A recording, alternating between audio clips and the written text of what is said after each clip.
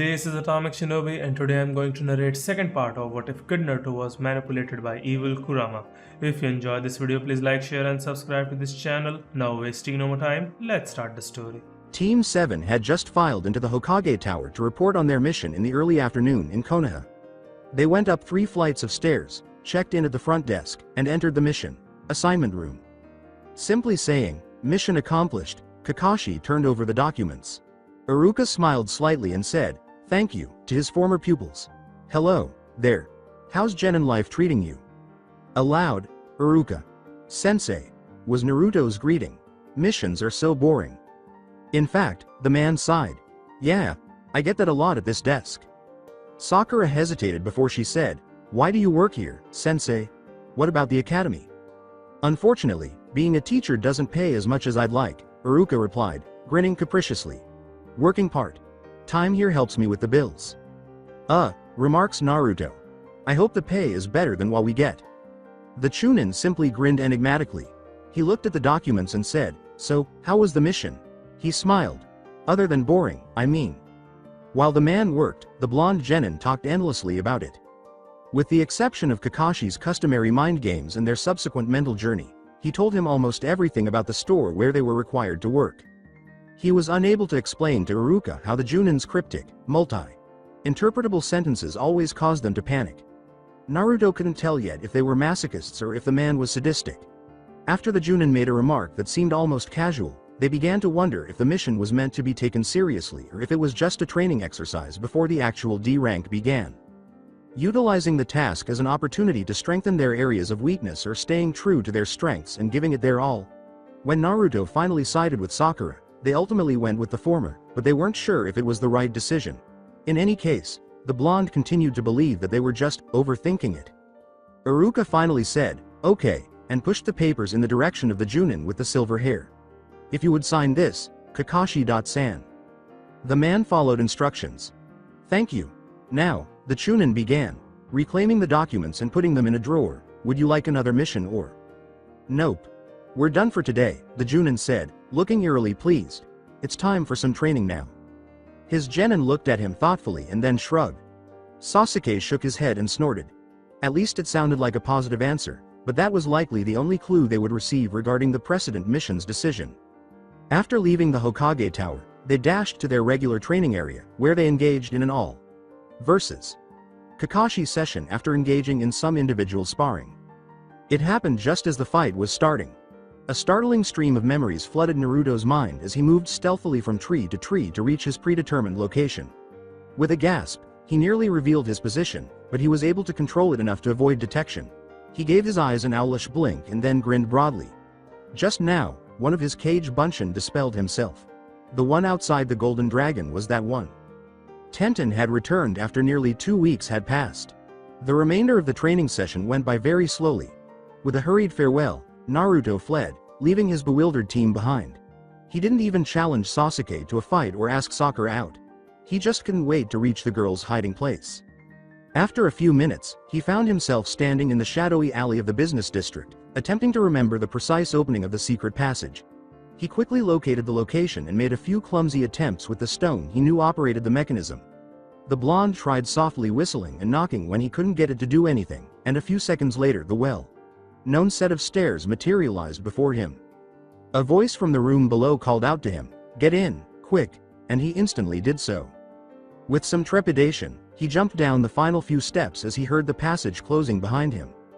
"Hello." Tenten returned his greeting by pressing a switch on the left wall. "Hello, Naruto," she said.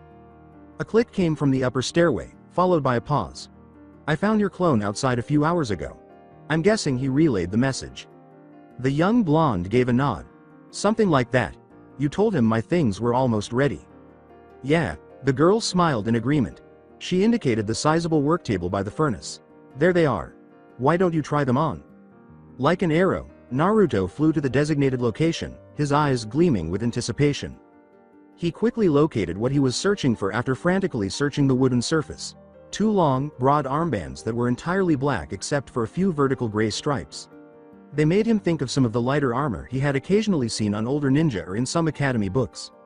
However, these were different because they appeared to have tiny round slots on both sides, 4 in each armband. After giving Tenten a quick glance, the blonde began donning them with a sort of reverence.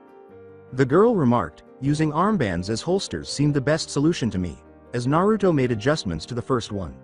They make contact with your skin directly so as to better channel the chakra coming out of your tenketsu points.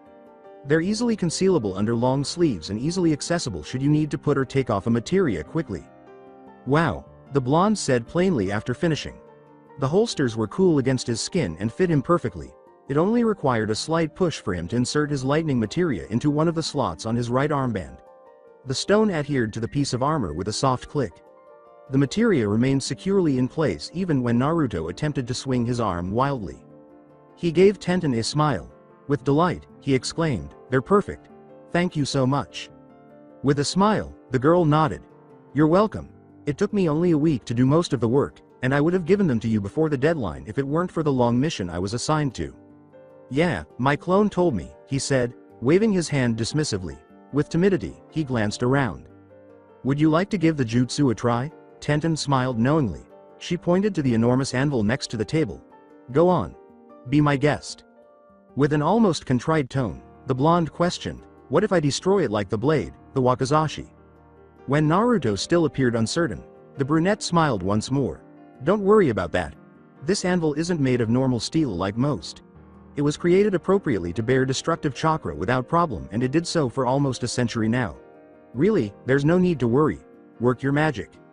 The young boy gave a small laugh at that, then turned to face the anvil. He took a quick look at his right holster before summoning power, as he always did when he was holding the materia. A moment later, a lightning bolt descended from above as green light filtered in a circle through the pavement's cracks. Naruto examined the anvil for damage after it had dissipated, but he found none. Tenten remarked, "It worked perfectly, I think," with satisfaction, though he was somewhat taken aback by the boy's jutsu. Oh my goodness, that was even more fierce than the ice technique he had previously demonstrated to her. The stone in the holster caused her to blink. Am I wrong, or did it get bigger? Naruto tentatively pulled the materia a few times, but it remained motionless. "It's possible. I warned you about that, right?" he said. "Still perfectly locked in, though. This is great. They will help me so much in a fight." The girl said abruptly, "Good. By the way, I found something while I worked on them." She approached the weapons cabinet, opened it, and took out Naruto's ice materia. With gratitude, the boy took it and inserted it into the left armband's first slot. "What's that?" "I was still thinking about how to proceed when I started wondering," she stated with a quick, almost excited, tone. "What if by putting the materia at arm level, it would be damaged during a fight? Arms are often used to parry blows, and there are ninja out there capable to crush stones with their fingers." Fearing that he might lose one of his favorite materia, Naruto cast a horrified glance down at his holsters. Tenten continued his explanation, ignoring him. "So I ran some tests. It turns out your magic stones are tougher than they look." Curious, the blonde blinked. "How much tougher?" With a humorous smile, the girl said, "Let's just say I advise you to always parry with them. My best sword couldn't even scratch the one you gave me when I tried." Naruto gazed at his materia with a fresh sense of wonder. "Wow. After that discover I put some additional protections around the slots in the armbands so as to better let you absorb eventual blows," she said with pride. "I did a damn good job, if I can say so myself. You will probably be able to sustain anything this side of a chakra weapon." The blonde genin exclaimed joyfully, This is incredible. It's way better than I ever hoped," he said, pausing briefly as though he had just remembered something. "Oh, wait a minute." Tenten watched with interest as the boy reached into his right pocket and took out another materia. Without hesitation, he blinked and inserted it into the slot next to the one that was already equipped. There's a problem." The youthful Kunoichi scowled. "What problem?" He said, "This materia, it probably looks the same as the others to you, but it's blue instead of green. Its power is different from those I showed you." Curious, the girl asked, "What does it do?" According to Naruto, nothing in and of itself, but if it's paired with a green one, it enables me to hit up to 6 objectives at the same time, although it only works once and then I have to wait a few minutes to do it again. I call it all materia. She wanted to know, "And how do you know it doesn't work? You didn't even try it." He recited it clearly, as if he had practiced the brief speech. "I know because when I let it touch my other materia, it's like the possibility of targeting multiple objectives suddenly appears in my mind," he said. "And now it doesn't." One by one, he rubbed the disputed stone against the others after removing it from the slot. He gave a nod. He then removed the ice materia from the other armband and attempted to join them all, saying, "Yep. It works like this. Now I know I can produce 6 bolts. Pity. It seems only one green materia gets the enhancement at a time." After giving it some serious thought, Tenten med indifferently and reached for a piece of cloth on the work table. "Well, okay." Unceremoniously, she approached Naruto, took his arm, and then slackly wrapped the cloth around the lightning materia in the slot. "This is Iwa paper, remember? It's the chakra conductive material I used in strategic parts of the holsters. Try to see if your all materia connects through it." In order to comply, Naruto carried the blue stone to the opposite end of the cloth strip. He told her that it had worked, much to his delight. "Good. It would be stupid to create new armbands only because of this little hitch," she responded. "It's much easier to adjust them. Take them off and I'll connect the slots in a heartbeat." With an apologetic expression, the blonde shifted from one foot to the other. Tenten cut him off after he began somewhat haltingly, "I'm sorry about this." "What about? It's normal to have to apply some modifications when you work on something custom made," she assured him. After a brief pause, he gave her the holsters, and she started working right away. "Make yourself comfortable while you wait, unless you prefer to come back later." Naruto said, "I'll wait, right away, thank you." "No problem," she smiled broadly in response. "You said in pair, right?" Although it took her an hour to complete, the final product was flawless. He reapplied the armbands and gave her a heartfelt thank you. She agreed with him and laughed when he said he would kick even more ass now. After giving her 10,000 ryo, he said goodbye and promised to return later to replenish his weapons, which were in dire need of an upgrade. Tenten grinned proudly as he stepped out of the Golden Dragon. Her first client had been entirely satisfied, and so was she. Despite the afternoon sun, Hitaki Kakashi moved swiftly through the forest, soundless and unseen as a shadow.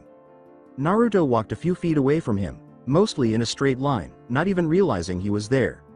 Aside from being insane, the Junin was also quite intrigued. His whining had finally allowed the blonde to be given a more challenging mission, but now he essentially abandoned it to do who knows what.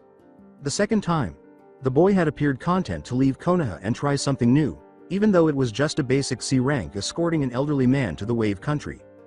Kakashi thought something was wrong, but he was not entirely sure what it was. Naruto had secretly departed from their group a few hours prior after using Kawarimi to switch with one of his clones. Of course the Junin had noticed, but he put it down to bowel problems. He had made it a point to speak to the boy in private, figuring that he was probably too ashamed to request a bathroom break. However, Naruto had been gone for far longer than any bathroom break should have. An hour and a half later, he had returned, looking exactly the same as when he had left, and swapped with the clone that had taken his place. Instead of gutting the boy the second time, Kakashi controlled his instincts and simply followed him. He went after him after leaving a cage Bunshin to pose as him, just like his pupil had done. As he went by, he was constantly careful to remain leeward as leaves brushed against him. Given Naruto's more acute sense of smell than most, he didn't want to take any chances. Earlier, he had already had to avoid some of his clones, which was harder than he anticipated. He wasn't particularly shocked, though, because he had been the one to instruct the blonde to make them and to explain their proper placement. The way the boy had exploited his order was amusing. He had performed both of the Kawarimi stunts on one of those clones. Naruto only seemed to veer off course when obstacles stood in his way, seemingly knowing exactly where he was headed. However, 30 minutes had gone by and it still didn't appear that they would be stopping anytime soon. When Naruto finally stopped, Kakashi was debating whether to end this bothersome activity. Standing directly beneath a tall tree, he gazed down with inquisitive eyes. He went around the large trunk once and then went back where he had been. From a nearby tree branch, the Junin speculated with some amusement that perhaps he had finally decided this was the proper place to urinate or poop and waited impatiently for something to happen. The blonde knelt down and began to dig around the roots of the tree. When he gasped, the hole was most likely a foot deep. A few seconds later, the boy had finished moving dirt and had discovered something after letting out a joyful shout.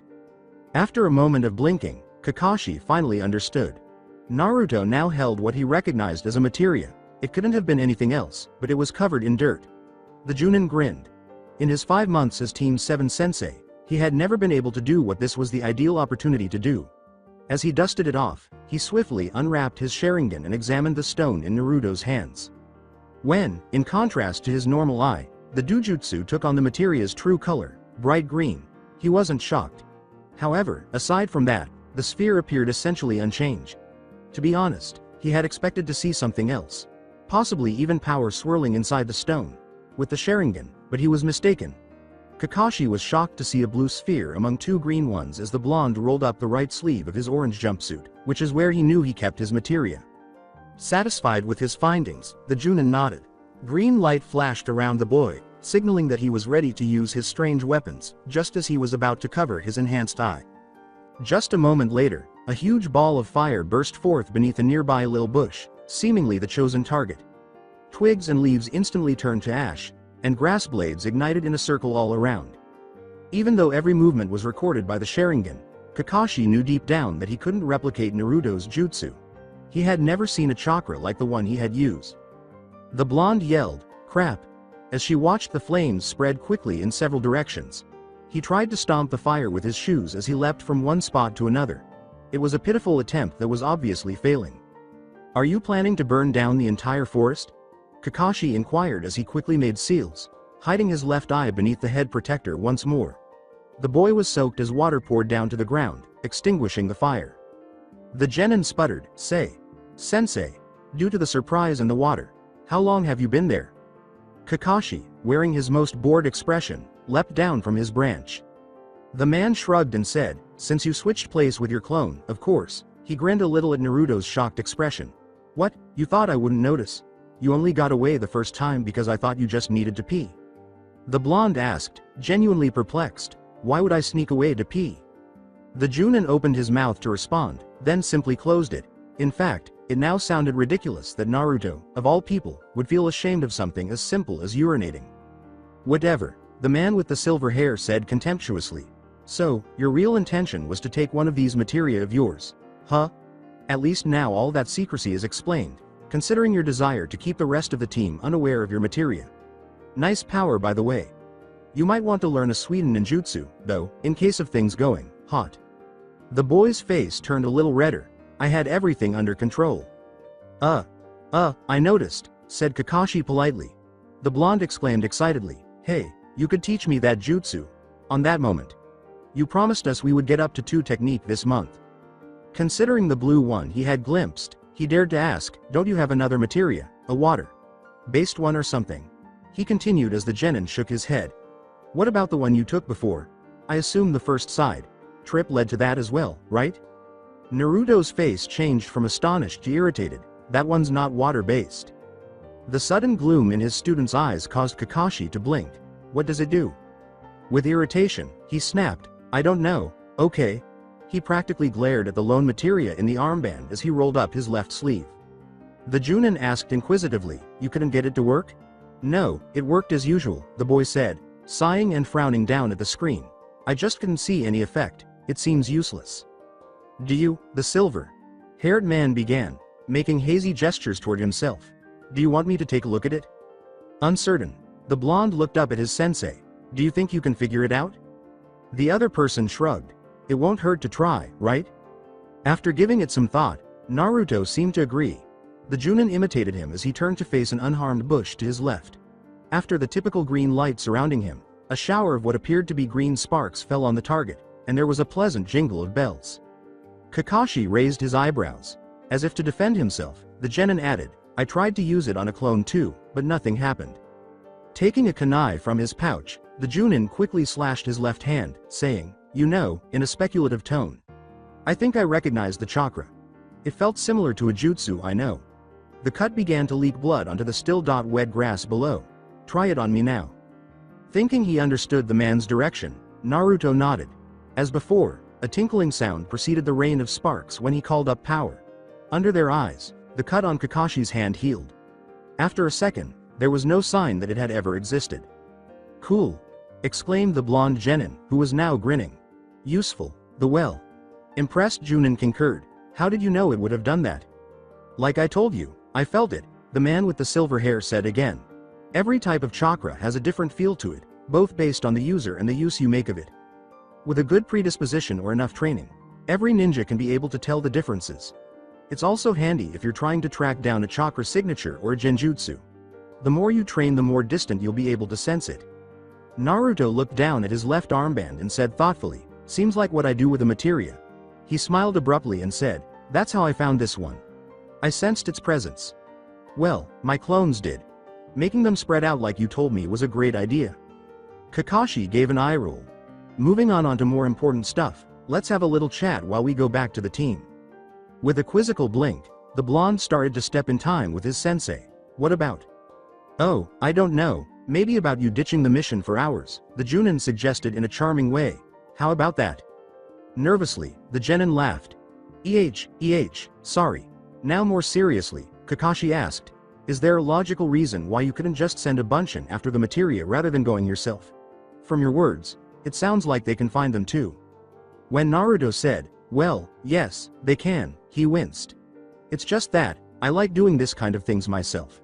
Relying on my clones seems just wrong. The Junin gave him a sidelong glance. That's somewhat commendable and really stupid. Hey. Kakashi shook his head, asking, what's the use of having a large number of Kage Bunshin if you don't let them handle things when you're busy elsewhere? Especially things like venturing alone in an unknown forest, just to pick something up. I mean, I came after you myself only because I didn't know what you were doing and I knew my clone could take care of anything this mission sent his way. The blonde exclaimed, you can use the Kage Bunshin no jutsu? The man raised a silver eyebrow and said, what, you thought I had left the rest of the team by themselves? Of course I can use that jutsu.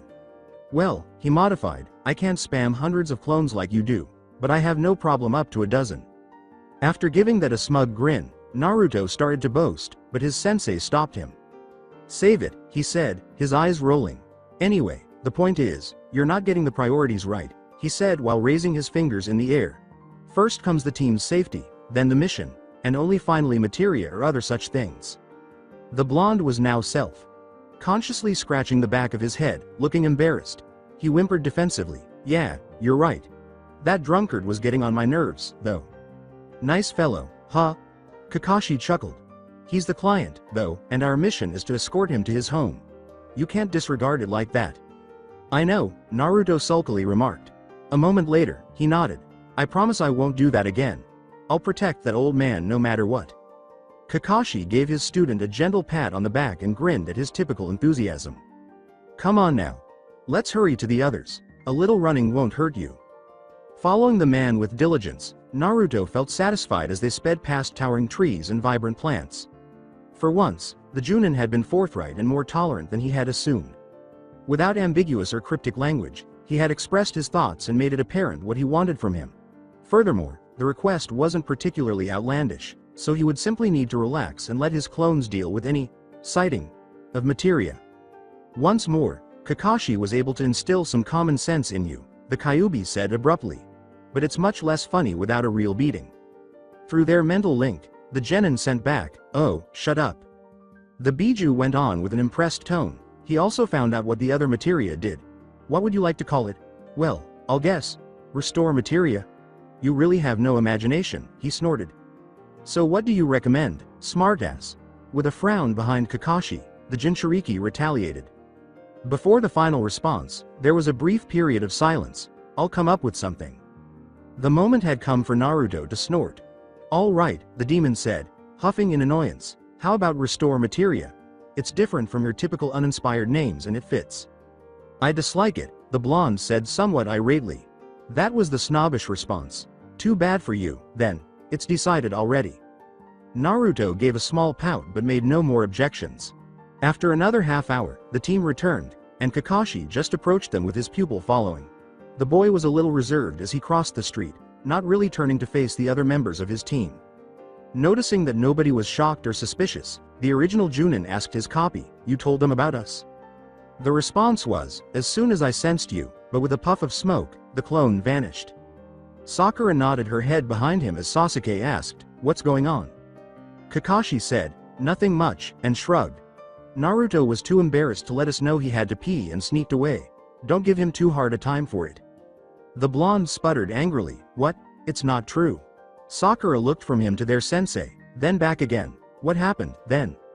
It was, the young boy began slowly, unsure of what justification to offer. Okay, it's true. I had to pee. The girl rolled her eyes and simply shook her head. Instead, Sasuke gave Naruto a suspicious look. Tazuna said, snorting, a little sissy dressing as a ninja, he swigged from his bottle and used a sleeve to wipe his mouth. ridiculous. The blonde clenched his teeth in rage, but Kakashi eventually demonstrated that he could feel some compassion. "Let's move on, shall we?" he said softly, grinning at everyone with one eye. "It's still the first day and we already wasted a lot of time. I don't want to be stuck with you guys 24/7 any longer than necessary." Almost everyone else moaned in agreement and resumed their march down the filthy road. An additional hour elapsed before it occurred. When Naruto turned around after hearing a sharp metal noise, he saw two dark-haired ninja who had seemingly emerged from a puddle behind them. Naruto was walking in front of everyone, not really thinking about anything. Each of them wore a big metal gauntlet, and a long chain that connected them was strung from it. Kakashi was now encircled by its metal links. The startled Junin could only ask, "What? One down," was one of the newcomers' straightforward response. What had been Team 7 Sensei was then torn to pieces as he and his companion violently yanked the ends of their chain. Everyone was so shocked that there had been no time to take any action. The sight of the flying body parts hitting the ground left Naruto speechless. "Jump!" Almost avoiding his brain, the demonic yell inside his head went directly to his body. Just as the two attackers attempted to trap him with their weapons, the blonde jumped backwards out of instinct. At that moment, several things occurred simultaneously. The original Naruto emerged from his half-stupor and narrowed his eyes in rage as the closest Naruto clones all charged at once at the two shinobi. Sasuke jumped high in the air and threw a single kunai, and he attached the offending metal chain to a nearby tree. He watched as Sasuke kicked both enemy ninja in the head before yelling at the top of his lungs, the image of the mutilated Kakashi still fresh in his mind. Thunder. Twin lightning bolts struck the metal chain on either side of the tree, where it was still attached, a second after the green light had surrounded him. Only one ninja was electrocuted despite a strong electric wave clearly passing through the links because the other managed to break free in the nick of time before it was too late using a device in the gauntlet. He shot menacingly towards Tazuna and Sakura, who were protecting him, while his companion fell to the ground, still twitching. By the time the clones got to him, he was probably 2 feet away. 5 came first, followed by 4 seconds later, as they closed in on him from various angles. The others attempted to strike the man or pin him down, but one leapt directly in front of the extended gauntlet and deflected it at the expense of his life. The ninja struggled for a few seconds before collapsing beneath the sheer volume of bodies and being beaten until he lost consciousness. As the 5 surviving Kage Bunshin dismounted the unconscious shinobi, panting, silence fell on the entire area. Sasuke knelt beside the other ninja and felt for vital signs on his pulse. Instead, Sakura remained motionless, holding her kunai aloft with a terrified look on her face, while Tazuna shuddered visibly behind her as he reached for his courage bottle. Naruto was staring at the fallen foes with a mixture of pain, bewilderment, and grim satisfaction. Then there was a voice in the sky, "Didn't think it'd go this well." As Hitaki Kakashi leapt from a tree branch and landed next to Sasuke, everyone watched in awe. Sensei, Sakura, Naruto, and his clones all exclaimed in surprise. Looking at the logs where the Junin was said to have perished, the young Uchiha merely let out a sigh of relief. He gave a headshake. When he said, "Kawarimi," the others turned to gaze at the nearby wooden objects. Alerted by the memories of their fellow clones being destroyed in the battle, Kage Bunshin continued to arrive on the scene, goggling at Kakashi before realizing what had happened. Meanwhile, the silver-haired man was carrying the electrocuted ninja over his right shoulder and approaching the big tree where he had concealed himself. "You guys did a good job with them," he said, pausing as he dropped his heavy package. "These two are Kirigakure Chunin. They're known to fight no matter what." "Hell yeah!" exclaimed one of the Kage Bunshin who had taken part in the battle. As he returned to retrieve the other ninja, he praised Sasuke for being the first to respond to the attack and for having quickly destroyed their most deadly weapon while avoiding their poisoned gauntlets. "Naruto, I commend you for coming up with the idea of electrocution on the spot. Thinking on your feet is incredibly important for a shinobi. The way you took advantage of Sasuke's doing was perfect proof of it." Half amused, half sheepish, Naruto grinned. "Actually, I've played with the idea of using my lightning jutsu like that for quite some time now. Only, in my head, the whole thing involved Sasuke and his metal wire." Sasuke gave a snort, like I would fall for that. Before the argument could turn into a fight, Kakashi swiftly resumed, saying, "But it was a good move and it put one of the Chunin out of the game. Your clones fought well too." The group of Kage Bunshin let out loud whoops. And last but not least Sakura, the Junin concluded, setting down the other Kirigakure ninja with them. He began tying the two adversaries at the tree trunk after taking a heavy rope out of one of his pouches. You got ready to protect the client from eventual attacks. They never came thanks to your teammates, but you acted exactly as the mission required. Without a word, the young Haruno gazed down at her feet, but she didn't seem very proud. With his signature smile, Kakashi returned, saying, "All in all, you exceeded my expectations. I'm so proud I could cry." "We totally kicked their ass," boasted Naruto, seeking approval from others. Sasuke couldn't help but smile as his clones joyfully cheered. "Yeah," he said, maintaining his composure. Suddenly, Tazuna also stepped in. "The bridge," Builder exclaimed. "Yeah, you were great," and, for the first time, he put his sake away. "I really underestimated you guys. You gave me quite a scare, though, Kakashi-san. Pretending to die like that." "Right," exclaimed Naruto, as if he had just realized. "Why did you do that?" Just after securing the unconscious inmates, the Junin straightened up. He looked at Tazuna and his team. He said simply, "I needed to know something," and made an ambiguous gesture toward the puddle behind them, where the two Kirigakure Chunin had taken refuge. "I knew there was going to be an attack. There's not going to be a puddle after such a sunny day. But I wanted to know who they were really after." He confronted the elderly customer directly. His face hardened beneath the black mask as he said, "Tazuna-san. Sasuke and Naruto were obviously the biggest threat in this fight, but the last Chunin standing went after you in the end. Why is that?" The other's eyes made the bridge. Builder wince. Then he let out a weary sigh. Whispering, "It's time to tell you the whole truth," then, he said. "You're right, Kakashi-san. Those two ninja were most certainly after me. There's a really dangerous man who wants me dead, and I'm not surprised he finally relied to professionals for that. You have probably heard of him, Gadu." The Junin repeated, disbelievingly, "Gadu? From the Gadu company? He's said to be one of the wealthiest men in the world." "Yes," insisted Tazuna. "Officially, he's the owner of a shipping company, but secretly he's what most would describe as a crime lord. He controls the drug market and deals in many other illegal objects. He uses ninja and gang members to take over businesses or entire countries. Unfortunately, he recently set his eyes on the land of waves. In a few months, he took over our shipping industry through money and violence, quickly gaining a monopoly on all business traffic in the country." With a puzzled expression on his face, Naruto glanced around at the others, not fully understanding the lengthy explanation. When it appeared that the others could follow Tazuna's story, he tried to hide his confusion but couldn't help but feel excluded. "The only thing he has to fear now is the completion of the bridge," the elderly man concluded somberly. "I see," Sakura said abruptly. "Since you're building the bridge, you're in the way." Tazuna gave a nod. He lowered his head at that moment, his wooden hat concealed his eyes, and said, I couldn't tell your Hokage all this. You must understand that the Wave Country is very poor.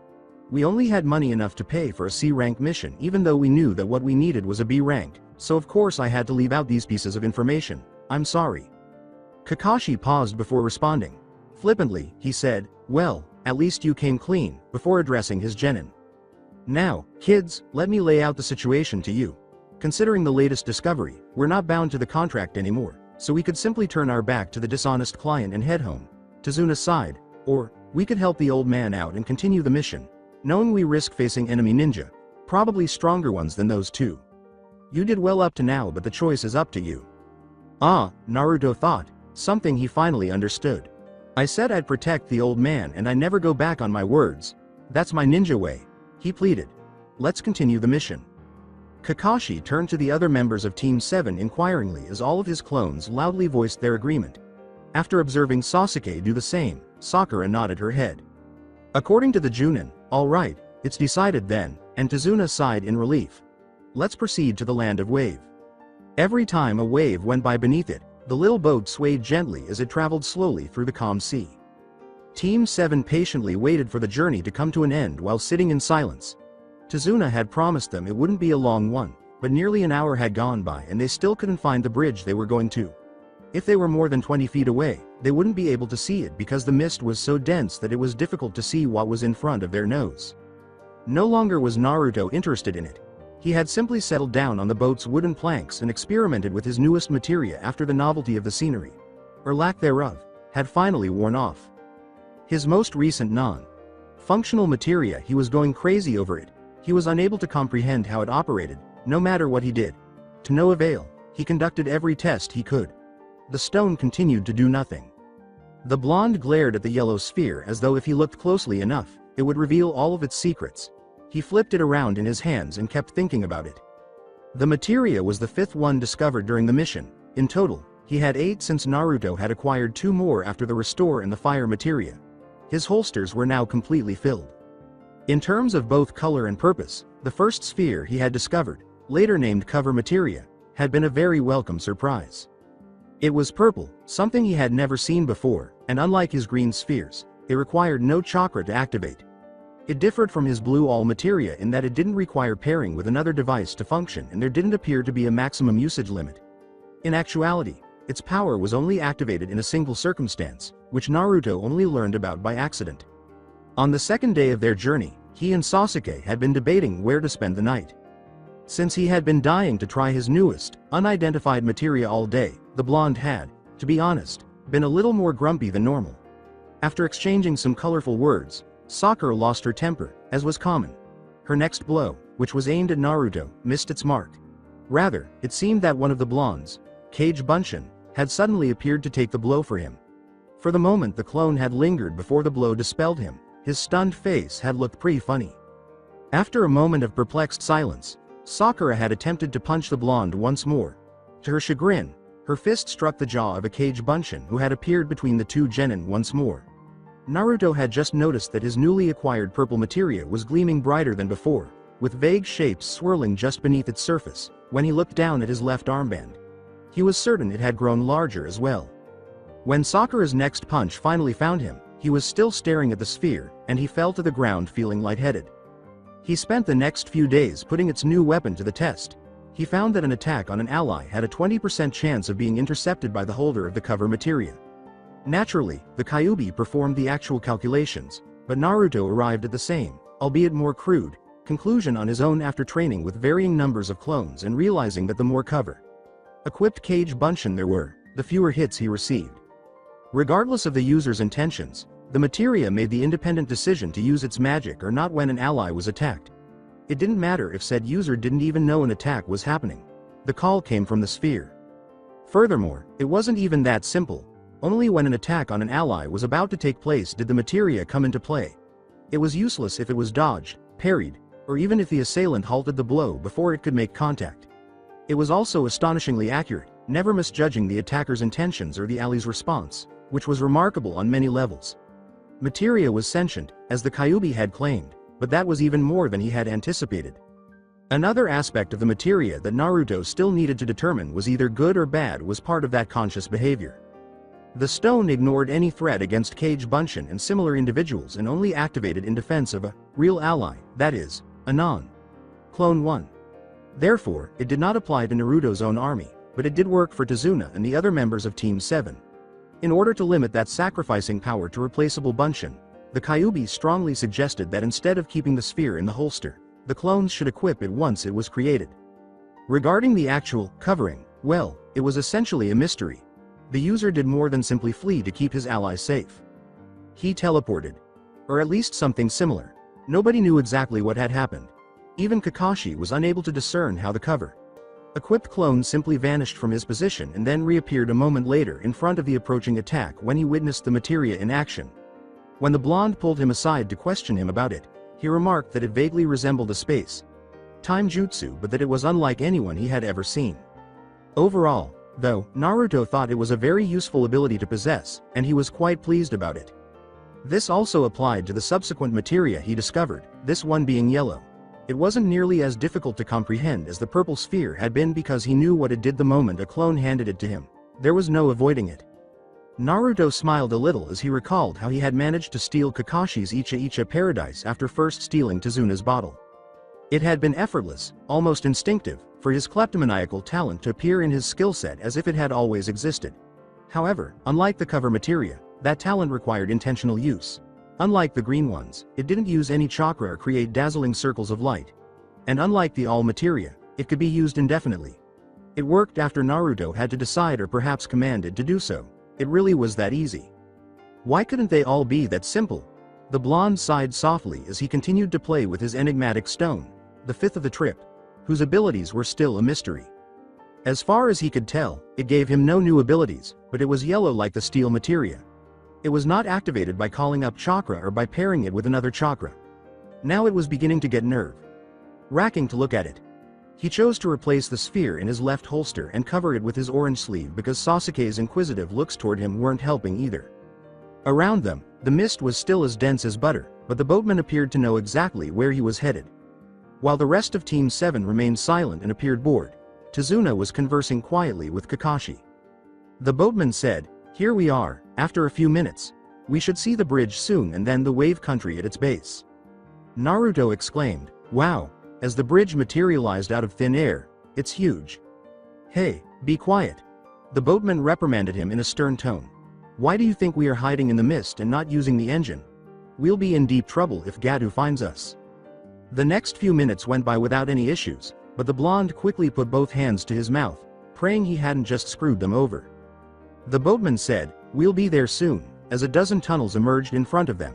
"It looks like we avoided detection so far, but just in case we'll take the route that has vegetation. It will make it harder to spot us." He then guided the little boat to the opposite side of one of the tunnels. "Wow!" Naruto let out another cry of amazement, but this time it was much quieter. On either side of them, the wave country spread out, with two lines of wooden pile dwellings merging into a larger group on the front shore. To get there, they had to cross a stand of trees that were actually emerging from the water, and Naruto couldn't help but be enthralled with them as they went by. After saying goodbye to the boatman, they set out down the tiny port and soon came to a dirt road that, according to Tazuna, would take them to his home. He exclaimed, "Okay, get me home safely," to Kakashi's much less enthusiastic response. The Junin called, yeah, Naruto, after a moment. 50 clones, usual formation." Right away, in compliance, the blonde raised his hands to the well-known cross-shaped seal. Numerous shadow clones emerged from a massive cloud of smoke, quickly darting in all directions before vanishing from view. A bunchen had just invaded a small bush, and a scared white rabbit ran across the street. Before he could hurt the poor animal, Naruto let his hand drop that had automatically gone to his weapon pouch. He saw that Sasuke's hand had also moved. It was kind of funny, he thought. It had taken them a lot longer to respond when those Kirigakure Chunin had attacked, long enough for Kakashi to even stage his death. As the rabbit eventually vanished behind another bush, he shook his head, thinking perhaps they were truly prepared for anything at this point. But the situation was entirely different. As Sakura put it, "Naruto, you scared the rabbit." The blonde protested, "Huh? It wasn't me," and was about to say something about his clones when he suddenly remembered one of them. He took a moment to process the information and to fully develop the idea, but when he did, he let out the loudest shout he could. "Enemy ninja!" Not even a second had gone by before Kakashi shouted back, "Everyone, get down!" As soon as Team 7 hit the deck, Tazuna was brought down by the Junin. As Naruto's head was lowered toward the dusty road, he heard a blade slicing through the air just above his head before striking a nearby tree. The blade he had felt was the largest sword he had ever seen, and when he finally felt the need to look up, he saw that it was now affixed horizontally to a large trunk. With his back to them, a tall ninja stood atop its long hilt. Like the others, Naruto got to his feet quickly, but he couldn't help but focus on one specific detail. There were no eyebrows on the newcomer. Gently rubbing his back against the rough bark, the cage bunchen slipped to the opposite side of the tree trunk he was on. He walked down the slick branch, paying close attention to his every step. After everything he had done to get to where he wanted to be, it would not do to fall or worse, betray his position now. After arriving at his destination, he looked down. The eyebrowless freak was babbling on about Kakashi and his fancy eye directly beneath him, still standing on his own sword. That didn't really matter to the clone, who nervously licked his lips with his tongue that darted in and out of his mouth. Momochi Zabuza, a missing nin from the hidden mist. He was on a completely different level, and he didn't need his sensei to tell him that. In contrast to Naruto and the other clones, who had learned of it from the memories of the attacked bunchen, he had already witnessed it firsthand. He had been there, moving aimlessly forward as his soon-to-be. Dead clone walked placidly a few feet away, preparing his cover materia and glancing down at his left holster. When a dark figure descended from above and a massive sword sliced his likeness in two, splattering blood and smoke all around, he had been there, watching. The unfortunate cage bunchen was essentially unaware of what had happened to him. At that moment, Naruto's copy was frozen in place, his eyes wide with fear. Zabuza had raised his head, glared at him without raising an eyebrow, and then sped off toward Team 7 in the dirt road before anyone could see them. The clone squatted on his branch and gulped in silence. From that point on, he had followed the swordsman, slowly approaching him as closely as he could, waiting for his opportunity. He had to try, even though he knew it wouldn't be simple. After a brief speech by Sasuke, Zabuza was speaking once more, but regrettably, he didn't appear to be at ease. The man who has copied over 1,000 jutsu, the shinobi spoke as he peered down at Team 7. Copy Ninja Kakashi. Out of the corner of his eye, the shadow clone noticed a movement and tensed. A moment later, another Kage Bunshin emerged from a nearby bush and threw himself at the swordsman.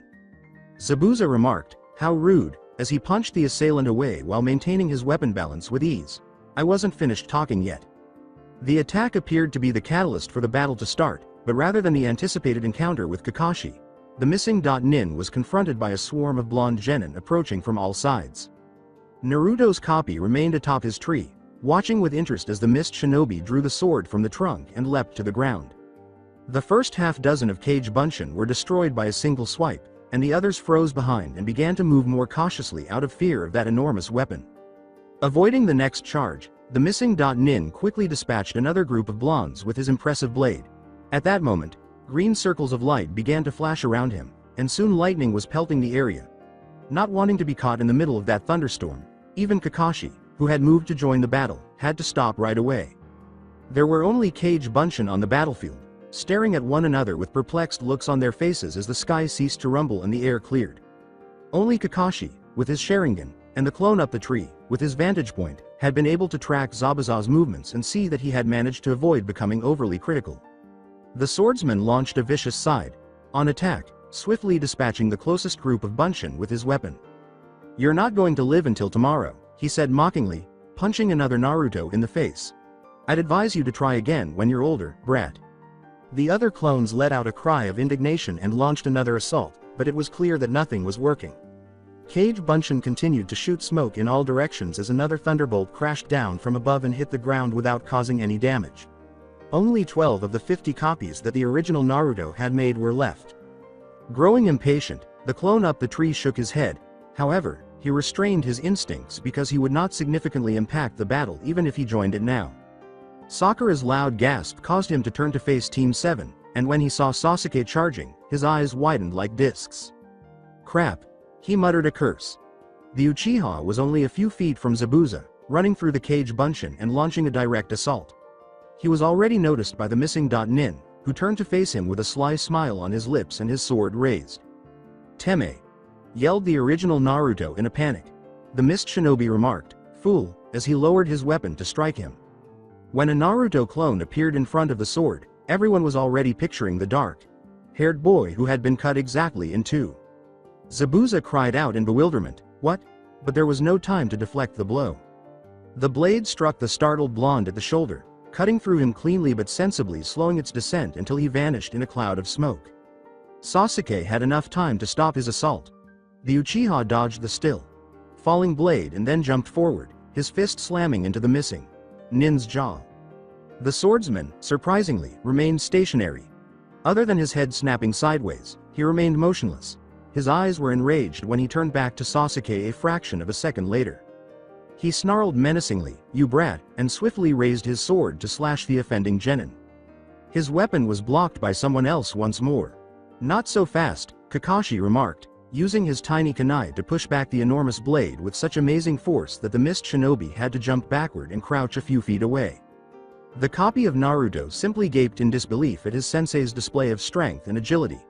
He had watched the entire battle from his perch atop the tree, and wow, the Junin had been absolutely amazing. Besides, that strange eye made him look pretty cool. Sasuke gulped loudly and nervously scratched the cover materia in his left holster as Kakashi motioned for him to step back.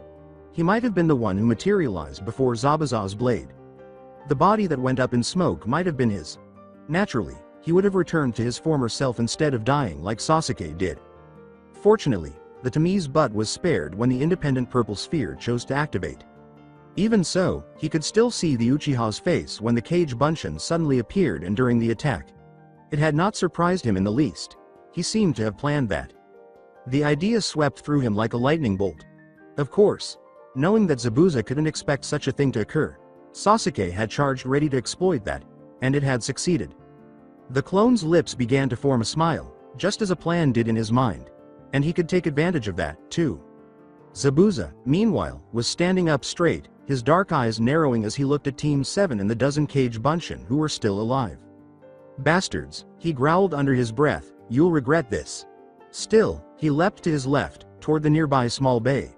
While the original Naruto had no trouble at all shouting his shock, the clone's eyes widened upon seeing the missing nin standing on top of the water.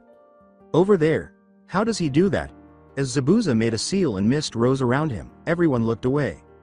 He muttered, "Kirigakure no jutsu," and was already vanishing into the dense mist. Looking to the left and right, Naruto's copy stiffened up his tree. Even the rest of the battlefield was being obscured by that sort of white veil, and the swordsman was no longer visible. It had only taken a few seconds, but he already had to squint hard to see the nearest bunshin. From somewhere beneath him, Kakashi's voice droned, alerting them to the potential dangers posed by the missing nin. It was followed by the eerie sound of Zabuza's own voice, which seemed to come from everywhere and nowhere at once. Only when his murderous intent struck him like a brick wall could the clone freeze in terror. A few seconds later, the original Naruto yelled angrily, "Where is he?" with a surprisingly unaffected sense of dread. In fact, it also lessened the intensity in the others. Kakashi's kind, comforting words took care of the rest. When Zabuza saw something moving in the mist beneath him, Naruto's copy had just managed to totally dispel his desire to kill. Just beneath his tree, a moment later, a blurred figure appeared in the fog, and he heard what he recognized as the long sword of the missing nin silently pierce a smaller silhouette. After that, they both vanished as if they had never been there. As a series of memories flooded into his mind, the cage bunshin shivered and exhaled. Zabuza had the other clones in his sights. Naruto, who was most likely the original, shouted out in alarm, "He's going after the clones." The memories of his fellow copies continued to flood his mind at an amazing rate, even though the cage bunshin up the tree was unable to see anything else. In fact, only a handful of them showed Zabuza attacking. The majority of the time, the clones were unaware that they were being targeted until they had no choice but to perish in the flames. The cage bunshin couldn't help but smile when the stream of memories eventually stopped. The mist shinobi had missed him, just as he had assumed. From the start of the attack, he had made every effort to conceal his presence, and it had ultimately paid off. At least in terms of what he had planned, things would not get nearly as bad as he had initially anticipated. While it was true that Zabuza's plan was hampered by the hazy mist he had produced, pulling out the other clones might also be a very fortunate move. He attempted to determine how many of them had been killed and how many were still alive, but he was unable to do so.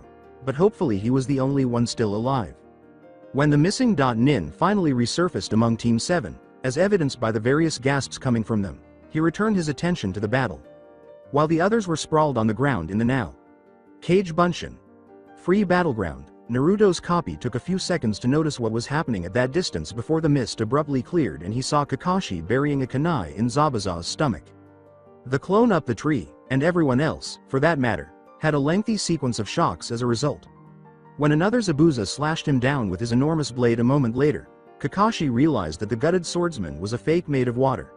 The actual missing nin eventually emerged behind the Junin as his lookalike exploded in a splash of water, but not before a second Kakashi appeared behind the mist shinobi and held him at kunai point for the duration of their brief conversation. Watching Zabuza's sword fall upon his sensei, Naruto's clone grinned with excitement. Now, he raised his hands in a defensive gesture as he thought resolutely. He thought he would appear in front of Kakashi in time to use his materia to block the blow and spare the man's life, as well as perhaps his own, but that didn't work out.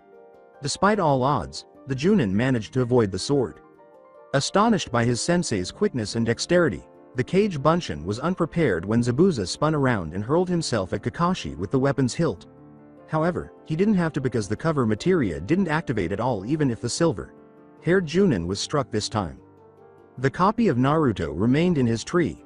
Damn it. He saw Kakashi fall into the nearby bay's water after being flung away by Zabuza's powerful kick. The mist shinobi was waiting for him when he surfaced a second later. As he made seals, he snorted, "Hey, fool," and water began to rise around Kakashi and in front of him. For a long moment, it seemed to the clone up the tree that all of the colors in the world blended together in an ambiguous shape. Then he heard a long buzzing sound, and everything in the area came back together to form the ground, the sea, and the sky. He was hovering between Zabuza and Kakashi, even though it didn't feel like he had moved at all. Too stunned to even attempt to hit or parry as planned, he staggered forward on the bay and unintentionally pushed his sensei away. What? He and the mist shinobi both exclaimed as a ball of water closed in on the blonde, enclosing him in its amazing weight and enforcing total restraint. The clone blinked from inside his prison, then let out a startled bark of laughter that startled both Kakashi and his captor. They gave him strange looks, but right now he doesn't give a damn. He had just learned the secret function of his enigmatic yellow materia. When the water's weight became too much for him and his life ended in a cloud of smoke, he was still laughing. Sakura yelled, Kakashi, sensei, in a high voice. Startled by her alarmed tone, Naruto instantly turned to face the pink-haired girl. He then followed her gaze to the silver-haired man who was lying face down on the ground. He approached the Junin and said, "Huh? What's wrong with you?" He knelt beside him and gave him a little shake. "Kakashi?" Silently, Sakura inquired, "Is he hurt?" Sasuke remarked. He looked sleepy, observing his eyes as they slowly opened and closed. With hesitation, Tazuna tried, "Maybe he's tired. I mean, you saw what kind of technique he tossed at that man. What did he call them? Water dragon? Big waterfall?" Naruto uttered ambivalently, recalling the course of the battle following the rescue of Kakashi from the water prison by his previous clone. The Sharingan's copying ability allowed the Junin to completely kick Zabuza's ass after that. However, a young hunter nin suddenly stuck two senbon in the mist shinobi's neck, killing him. Along with the dead body of one Momochi Zabuza, the child in the mask had vanished. Sakura looked anxiously at the others and then shook Kakashi once more, asking, "What do we do now, sensei?" Suddenly, the blonde said, "Maybe I can help." He rolled the Junin until he was on his back with the head protector once more over his left eye. "Let me try this." As the green light, which is typically not a good sign, flashed around her teammate, Sakura stepped back. Her mouth opened in surprise, however, when green sparks began to fall upon the silver-haired man, even before they were preceded by a pleasant, gentle jingle. When Kakashi muttered something under his breath, her eyes grew wide too. Sasuke narrowed his eyes and asked, "What was that? I'd never seen you use that jutsu before." After giving the Junin a close look, Naruto made another attempt. He responded to the question while the man was showered with the customary jingle and sparks. "It's a healing technique. I didn't need it at all in the past, though. I didn't even know what it did until recently. Kakashi told me." "You didn't know what it did?" Sakura asked incoherently again. "That doesn't make any sense. You can't learn a jutsu if you don't know what it does." The blonde nervously scratched his neck. "It's complicated." With his brow furrowed, Sasuke continued, "Your techniques aren't normal at all," while the blonde busied himself by trying his jutsu once more. The green light, the lack of seals, they look more like magic than ninja techniques. At that, Naruto's head jerked up, and his lips began to twitch in a wry smile. After the typical circle of fluorescent light flashed around him, it vanished a second later. He remained silent. Sasuke gave a little growl, his irritation only intensified by the jutsu's gentle jingle. He returned with a scowl, "Your weird rocks have something to do with it, don't they? Also with your clone's sudden appearance whenever one of us is attacked." Now it was Naruto's turn to scowl. He hurried to his feet and faced his fellow genin. "So you think you know how that works, huh? Is that why you just charged Zabuza head down? You were sure one of my bunshin would have popped up to block his blow? Well, you know what? You didn't understand shit. There could be two pieces of you now lying on the ground somewhere over there. You got lucky." The Uchiha retorted, "Lucky or not, I guessed right. And I did what Kakashi taught us. I looked underneath, learned how that thing worked and used it to my advantage. You could have been killed. Well, I wasn't." "Stop fighting." Sakura hastily intervened, attempting to push them apart. "This is not the time." "Guys," was the weak call that brought everyone to a complete halt. They noticed that Kakashi had half-lidded eyes as he gazed down at them. "Sensei." The Junin repeated, "Stop arguing. You did well." After a brief pause, he inhaled deeply. "Sasuke, that was reckless, but the risk paid off. Naruto, you keep the team out of the loop, can't fault them for that." Naruto took a step back as the two boys' glares became slightly less intense. "Sensei," Sakura said again as she crouched next to him after ensuring that her teammates wouldn't attack one another out of the blue. "How are you?" It took Kakashi a few seconds to respond. The words, used, Too much chakra, he muttered weakly. The Sharingan drains me. Naruto helped a little. At that, the blonde smiled and pointed smugly at himself. I can keep this up all day if you need it. With my awesome power, I'll have you back on your feet in a moment. Kakashi appeared to exhale. He inhaled deeply and said, useless. Your power restores the body. Chakra is half spiritual energy. Body is fine now. When the blonde remembered what the Kyuubi had previously explained to him about the actual nature of chakra, his bewildered expression changed to one of comprehension. Sakura hurried, so what should we do? How can we help? Just need rest, muttered the Junin. To Zuna's house. Then he fell asleep, his eyes closing all the way. Well, Sakura said, standing up straight. That was uncharacteristically forthcoming for him. Naruto gave a snort. Yeah. Sasuke jokingly remarked, he'd be almost bearable if he always suffered from chakra exhaustion. Naruto gave him a quick glance before speaking thoughtfully. I can make some clones to carry him. Sakura inquired, Tazuna-san, how far is your house?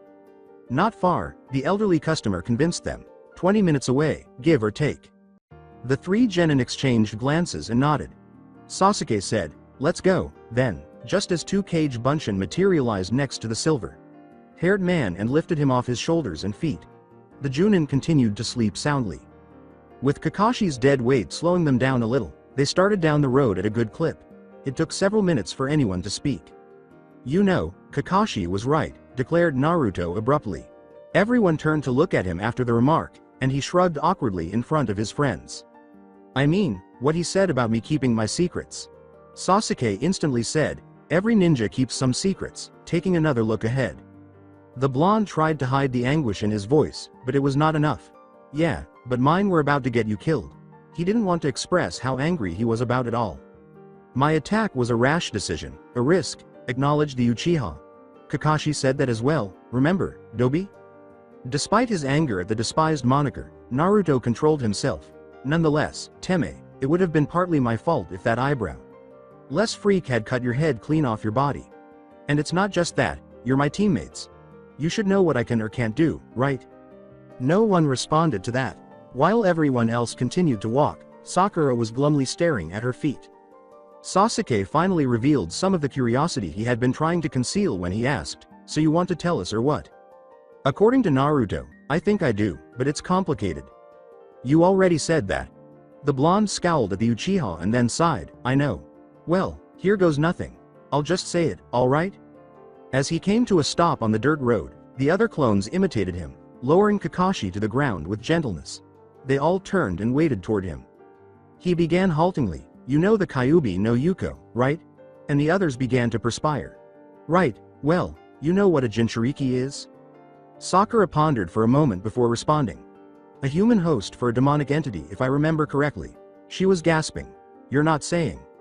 Naruto gave a nod. I am the Jinchuriki of the nine-tailed demon fox. Impossible, she said, startled. The Yondaime killed it. Nope, the blonde said, shaking his head in disagreement. He lifted his jumpsuit and the T-shirt underneath to reveal his stomach, saying, he sealed him inside me. Look. A moment later, a complicated symbol began to emerge around his navel. This is what keeps him imprisoned. Even Tazuna, who was only partially understanding the explanation, leaned forward to examine it more closely. Sakura stammered, somewhat stunned, oh my, we studied Jinchuriki and Biju at the academy, but I never thought. Sasuke said, this explains your high chakra reserves, though, with an air of fascination. Kakashi knows, I take it. Naruto affirmed, yeah, every grown up in Konoha knows, but the Sandaime forbade everyone from talking about it and from telling us kids. Sakura asked inquisitively, why, and the blonde shrugged. Something about not letting the new generation be influenced by the prejudices of the old one. He tried to stop the villagers from passing down to their children the hate for what I contain. Not that it worked all that well. With a startled blink, Sasuke's thoughts returned to a time when his family was still living. He recalled that his mother had warned him to avoid Naruto and had all but forbidden him from speaking to the blonde. Internally convinced that his mother must have been correct, he hadn't even questioned why at the time. Now that she knew they were teammates, he pondered what she would think. Sakura was likely remembering something similar as well, the Uchiha realized as she looked at her. Whispering, oh, my god, she raised her hands to her mouth. That's so stupid. How could they think you are the Kyuubi? Whatever, a suddenly glum Naruto said. This is not what I wanted to talk about. I only told you because it's tied with my materia. Your what? Sasuke blurted, attempting to avoid smiling but failing in spite of the nearly somber subject that had just been discussed. He thought back to that strange lesson he had learned at the academy, a lesson his old classmates still occasionally argued about. Perhaps still too stunned by the new revelations, Sakura was able to maintain her composure. Materia? That's... The blonde said curtly, I know what it is, but there was also a half-hidden smile on his lips. It wasn't me the one choosing that name. And he swears he chose it before that guy gave it to animal poop. Who are you talking about? Kakashi? Kakashi? Asked Naruto again. What? No, not him. I'm talking about the Kyuubi. He invented the name, or so he says. Sakura paused before saying, he talks. Yeah. He learned as I learnt. He's lived with me since the day I was born after all. And you are? Sasuke was the next to pause. Friends? Yeah, sure. The blonde said in a sarcastic tone. He is more obnoxious than you, Tazuna, and Kakashi put together. Hey, when the bridge builder objected, Naruto disregarded him. You can't have a normal conversation with him, the kid continued. He thinks he knows better and he's ready to tell you all the time. Is he speaking at this moment? Tazuna was curious and wanted to know. No, usually, he only shows his ugly head when it comes to his safety, which is also mine. Sometimes he just can't stop talking, and other times I go days without hearing from him. As this Kyuubi we're discussing here? You're making it sound like a cranky uncle instead of a malevolent monster, Sasuke questioned doubtfully.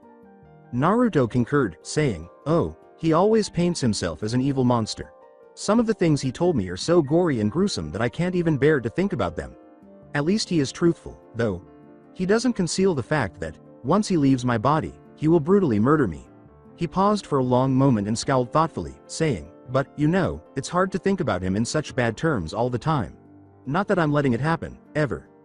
What's the reason? Fascinated, Sakura inquired. After a brief pause, the Jinchuriki explained, I think it's because he's harmless. Safe. Tazuna repeated incredulously. Yes. I can't repeat what he's calling me right now for saying that, but it's the truth, the blonde said, flinching. He has no control over my body. I find that every argument he brings up from the past, every morbid or immoral thing he says, even the threats he is making right now, sound a little phony or aloof. I apologize, Fox, but this is the way things are. Tazuna and Team 7 pondered what Naruto had said for a long moment, with a small part of them feeling almost sympathetic towards the nine-tailed demon. Then the blonde gasped abruptly and blushed wildly. That was completely inappropriate, bastard. I didn't mean to hurt your feelings, he said angrily. I was just telling them what I thought. There was another pause and then the Jinchuriki just huffed in annoyance. Oh, shut up. One day, I'm going to have to learn how to cut you off. Sorry about that, he said, shrugging self-consciously. As you can see, we don't have the best of relationships. Naruto reddened another shade when he appeared to remember the others were still present. He's a real pain in the ass most of the time. However, he has a peculiar sense of humor, and occasionally helpful. How? Sasuke inquired. Unlike Tazuna, who appeared somewhat unsettled by the boy-demon interaction, he and Sakura were now openly interested. Leaning forward and lowering his voice as though he didn't want to be heard by outsiders, or perhaps insiders, the Jinchuriki explained excitedly. Well, for example, it was thanks to him that I could shake off Zabuza's killing intent. The Kyuubi, he thought it was ridiculous. At one point, I found it hard to take the situation seriously because he laughed so much. It was absurd, but they hadn't thought so. The others swallowed a little at that realization, recalling that dreadful pressure they had all felt to their bones. Naruto straightened up again and continued. He also knows a lot of stuff. He remembers everything, literally. However, on top of everything else, there are the materia. Your tiny stones, Sasuke speculated. The blonde rolled up his sleeves and showed them to the others, saying, yeah. To you, they appear to be stones, but not to me. Since my chakra is comparable to the Kyuubi's, I perceive them for what they truly are. Chakra? Sakura remarked doubtfully. I think so. These were the fox's final assault during his conflict with the Yondaime. He said that there are innumerable materia all over the world, each possessing a distinct power. Sasuke looked at them intently and said, can I see it? After shrugging, Naruto took one from his left holster and said, here.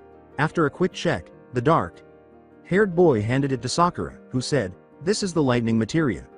You can't use it. I alone am able to. For the Kyuubi's sake, using his turn to examine the sphere closely, Tazuna said, "Hey, it's really smooth." "You probably know all the materia I have by now," Naruto said, returning the stone to the bridge. Builder and equipping it with the following: lightning, ice, fire, restore. Hold on a minute. Sakura abruptly cut him off, asking, "Did you say ice?" Like in icy water?" The girl was curious. The others looked at each other doubtfully. Is there another type of ice? What a fool. Don't you realize that ice ninjutsu can't be performed unless you're from a specific bloodline? She snapped. It is a type of elemental. Recomposed nature. When Naruto finally remembered, he said, "Oh, yeah, the Kyuubi also told me something like that." According to him, his most recent attack on the Yondaime was pure chakra, which included both spiritual and physical abilities along with almost every elemental affinity. "By the time I locate all of the materia, I will have a true arsenal," he said. When Sakura appeared too stunned to speak, Sasuke said, "You said fire, also," and when the blonde nodded, he continued, "How is it comparable to my great fireball?" He was frowned at by the Jinchuriki, who said, "Why are you curious?" The Uchiha just shrugged and Naruto rolled his eyes. "Fine. Yours is larger. Are you happy now?" Sasuke's smug smile was not entirely concealed. "As I was saying," the brunette continued sternly, "fire, lightning, ice, restore. Which is the healing one you saw? Kyuubi's name, not mine. All, cover, steal an enemy skill." "An enemy's ability?" Tazuna repeated inquisitively. "You're correct." At that, Naruto's smile returned, and he smiled maniacally. "I just realized how powerful it is.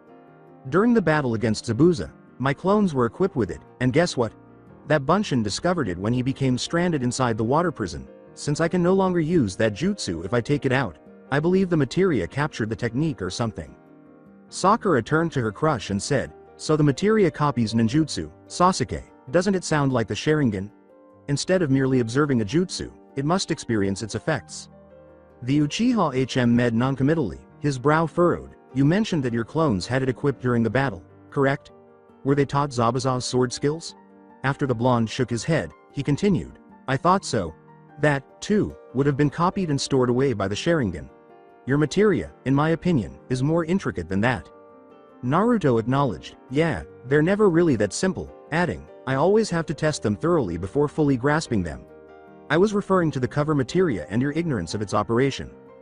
"Cover materia? Is it the one that lets you pretend to stop an attack?" Sakura inquired. The blonde gave a nod. "I have absolutely no control over that power. I only know it works about 2 times out of 10, but it turns on rather haphazardly and without my intervention. You got lucky, is actually what I meant."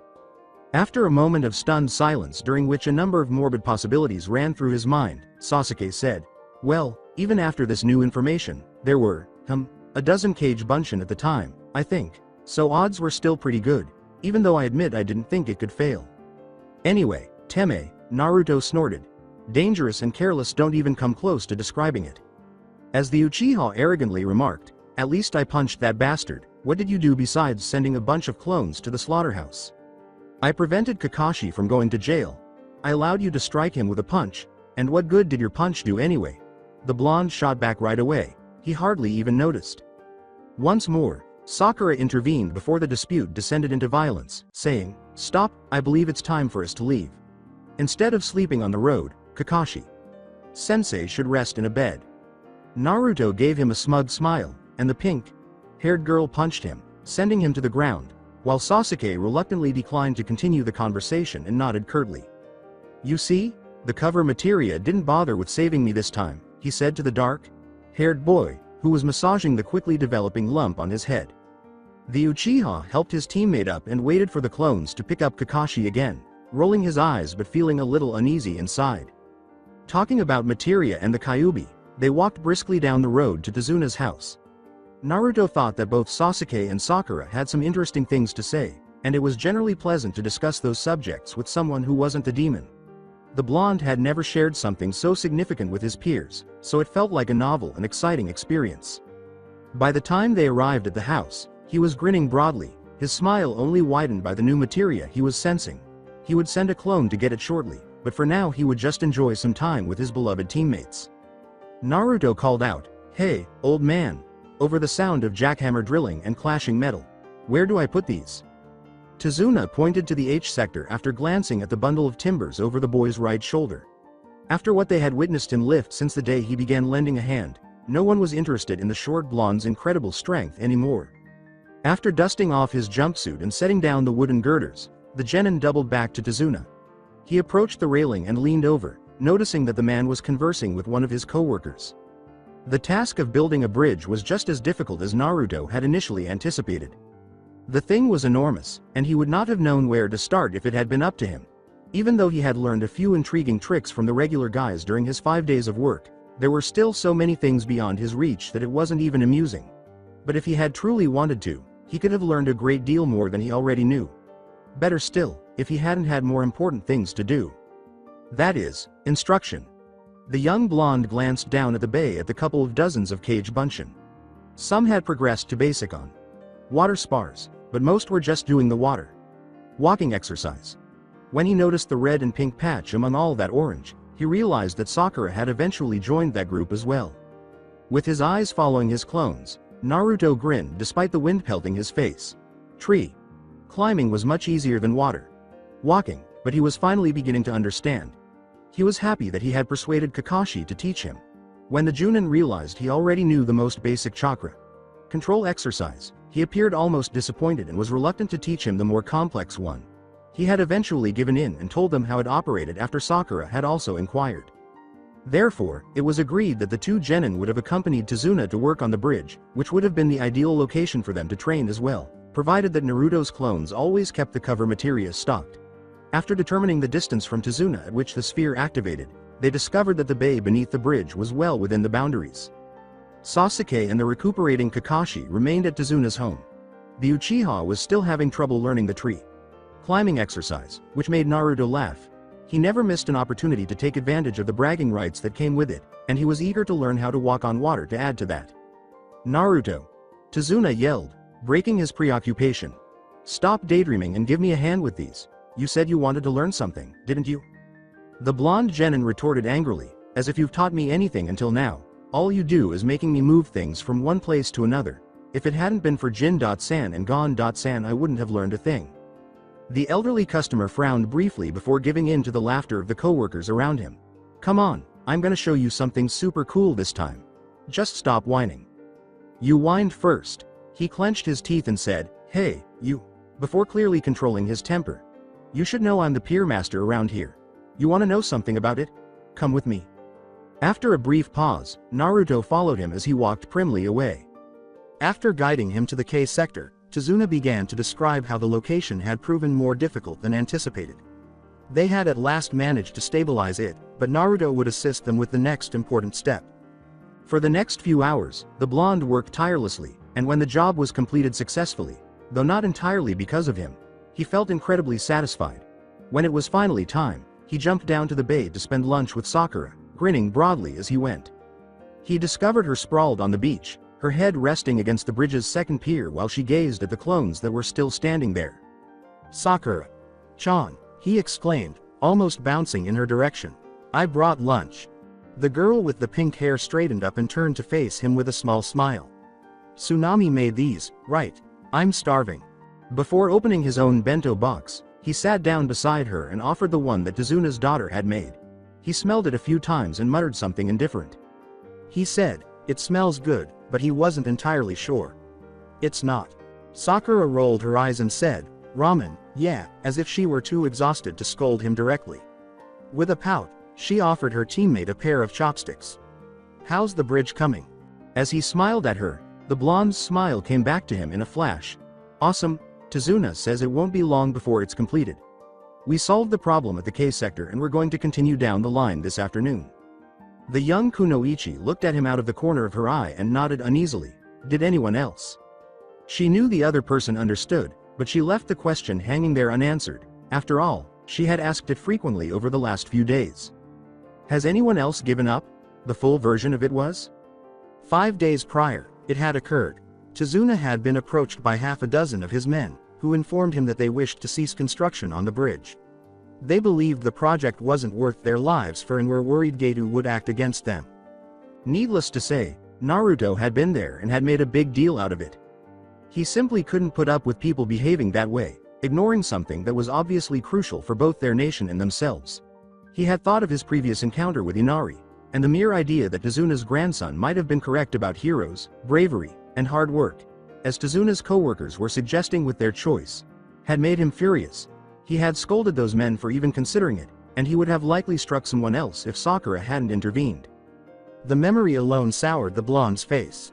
He had immediately begun helping out with the bridge, but even he was unsure of what he had hoped to achieve with that. Although he was stronger than all of Tazuna's men, his assistance was hardly priceless, and the previous day, another group of cowards had left the construction site because of him. The thought of it made him feel absolutely worthless. No, he finally complained. No one quit today. Good, Sakura said abruptly. Her voice sounded artificially happy, but she was at a loss for words. Good. As they finished their lunch, the silence was filled with the cries of his Kage Bunshin training on the Bay of the Water. Sakura had to wonder if Naruto believed that glaring at the food would make it go away or perhaps turn into ramen. Naruto kept frowning at it. The kunoichi finally mentioned, "I don't know how they can keep it up for so long," and nodded toward the clones. "They've been going at it non-stop since we got here. You're really amazing, you know that?" In a rare moment of insight, Naruto saw the remark as an attempt to boost his spirits after a moment of shocked embarrassment. With his left hand scratching the back of his head, he couldn't help but smile despite knowing that.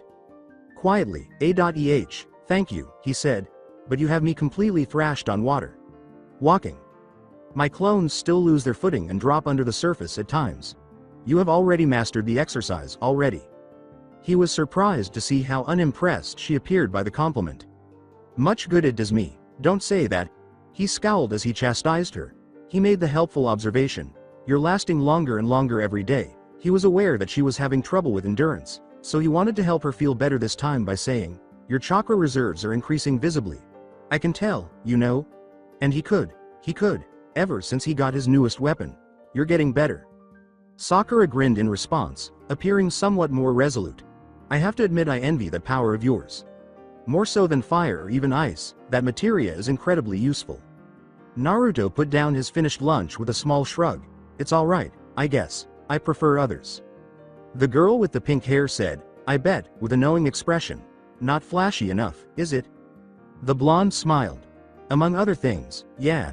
He scowled when she asked, "Any luck in deciphering the orange bar?" He was still no closer to unraveling the mystery of the orange bar than he had been a week after the discovery of his most recent materia. The ability of the yellow sphere, which he later named Sense Materia, was to thoroughly scan the target and display to him their fighting tendencies. It was fairly simple to use, much like the steel materia. He could see through other people's characteristics as easily as he could walk or speak as long as he had it equipped. Naruto thought it was a plus that it didn't require chakra or reveal itself with gaudy circles of light. If he decided he wanted to study an enemy, he didn't want them to know. Its use was limited to the holder keeping the target within his field of vision in order for the information to be displayed. Then, as though on a computer screen, what appeared to be colorful graphs of varying lengths unfolded horizontally, making the process instantaneous. It made Naruto think of the few computer-based classes he had not missed in the academy. Additionally, the bars flashed whenever their true meaning was activated, which greatly aided in figuring out what they meant. The difficulty in comprehending this new materia was that it was hard to determine exactly what it displayed because there was no legend or graph caption to go along with its effects. Naruto had only been able to decipher all of the colorful bars because of the Kyuubi and Team 7 working together. That is, except for the orange one. He looked at the group of Kage Bunshin who were watching their fellow clones fight while standing safely on the shore. In an attempt to discover its final secret, he had assigned them to monitor the training and maintain the sense materia active. It took him a moment to think about their faces. "They don't look very happy," he finally remarked. "I doubt they discovered anything new. Besides, they would have called me if they had. I told them to." Sakura shook her head and sighed. She asked out loud, a small smile on her face, what attribute could orange possibly represent? Apart from the power to annoy people, I mean? "Hey," objected the blonde. She got to her feet with a slightly wider grin. "Thank you for the lunch," she said as she brushed her skirt. "Time to pick up my training. I've rested enough for today." As Naruto wished her luck, she walked down the shore with determination. Before turning his attention to the group sparring lightly nearby, he watched as she joined the group of Kage Bunshin who were just standing motionless on the water. His brain was suddenly filled with unexpected images of his copy's training in front of him, and he realized that a clone's flying kick had just missed. The Bunchen, still in the air, had a very perplexed expression on his face as the unexpected collection of memories caused him to lose focus and plummet beneath the surface. As they processed this strange new information, the other clones also halted their movements. As he reflected on what had transpired in a peaceful clearing within the nearby vast forest, Naruto himself blinked owlishly. One of the few shadow clones stationed near Tezuna's house, he had just dispelled himself after engaging in an odd conversation with a girlish boy who ultimately proved to be another ninja. Or as powerful as one, anyway. Sasuke was practicing the tree walking exercise in the clearing where the boy and the clone had first met, and of all things, they had discussed precious people. They had been searching the forest for some sort of medicinal plant, and the child had been pleasant the entire time, appearing and sounding innocuous. He had left after discovering his actual, perplexing gender. At that point, the cage Bunchen decided to consult his newest materia, which, looking back, didn't make much sense because it displayed entirely different information from gender, but it was still helpful because it showed the girlish boy's strength. With his newest skill, the clone pointed his eyes at the retreating figure and saw as bars of various colors and lengths appeared all around the small figure. Even though I had seen that innumerable times before, it was still amazing to watch the graphs appear so abruptly. Though tinged according to their colors, they had occupied the majority of the area in his peripheral vision, their tones sufficiently clear to allow him to see what lay beyond. They also demonstrated that, despite not being a Junin, the boy was not a civilian. Even though he had roughly 10 times the amount of chakra control that the Kunoichi possessed, the equivalent of a spit in a swimming pool from the perspective of the Jinchuriki, he was as fast as Sasuke, who Naruto hated to admit was a little faster than him, and possessed nearly as much of it as Sakura, who completely embarrassed Naruto in that regard. But there was no reason to boast about the boy's physical prowess.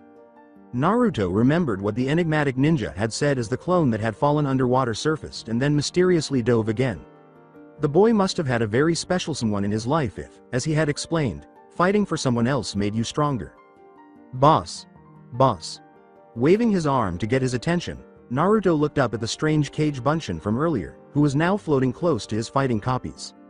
The original blonde stood up and cupped his hands around his mouth, shouting back, "What is it?" The other shouted back, "Great news," and Naruto had to blink in confusion. "And you got them underwater?" "Yes. There's a materia somewhere down here?" Everyone turned to the swimming clone and halted their activities. "Really?" "Yeah. I can't really see much and it feels very far anyway, but you can only sense it when you're underwater." Every cage Bunchen in the area instantly stopped channeling chakra to their feet and descended below the surface. "Hey!" Sakura yelled angrily as she caught a few of the splashes. They started to reappear a few seconds later, shouting that, indeed, there was a materia underwater, apparently in the distance. Naruto exclaimed enthusiastically from the shore, "What are we waiting for, then?" He gestured to the copy that had detected the sphere initially. "You, go get it." As it happened, it was easier said than done. Only Sakura's intervention prevented Naruto from going alone and probably dying trying to reach the materia, which was so far into the bay that no clone could even get a good look at it before puffing out and losing their breath. She stood bravely between the boy and the bay, thinking, "At least wait until tomorrow. I'm sure Kakashi knows a way to get to it easily, and without drowning." At that, the blonde gave in and concluded that it was probably a good idea. After all, it wasn't like the stone would move. He returned to working with Tezuna and did his best, but was unable to keep his thoughts off the nearby materia as Sakura let out a weary sigh and went back to her training. With an air mask in his hands and a broad smile on his face, Naruto left Tezuna's house the following day. It was only the latter who reached the bridge. In fact, Gon-san and 4 other employees were lying on the ground when he first arrived. He yelled, "Gon-san," and rushed toward him, already forgotten. The mask dropped to the floor. "Wah! What happened?" followed a visibly upset Tezuna. They knelt next to him and were somewhat relieved to see that he was still alive. The words, a monster," he muttered weakly. A rivulet of blood trickled from the corner of his mouth as he spoke. Sasuke was checking on another employee in the interim. It actually seemed like a stroke of luck that he had finally mastered the tree climbing exercise and had been permitted to accompany them. Softly, "This one's only unconscious," he uttered. Kakashi blurted out, "Naruto, there's no time for that now. Instead, bring Tezuna-san back here, hurry." Following a brief pause, the blonde led the client to where Sakura and Kakashi had taken a defensive stance, and a beat later, Sasuke followed suit.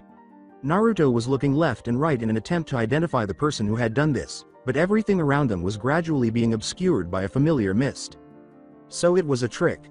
He snarled angrily, recalling the hunter.nin that might have been a fake. He's still alive.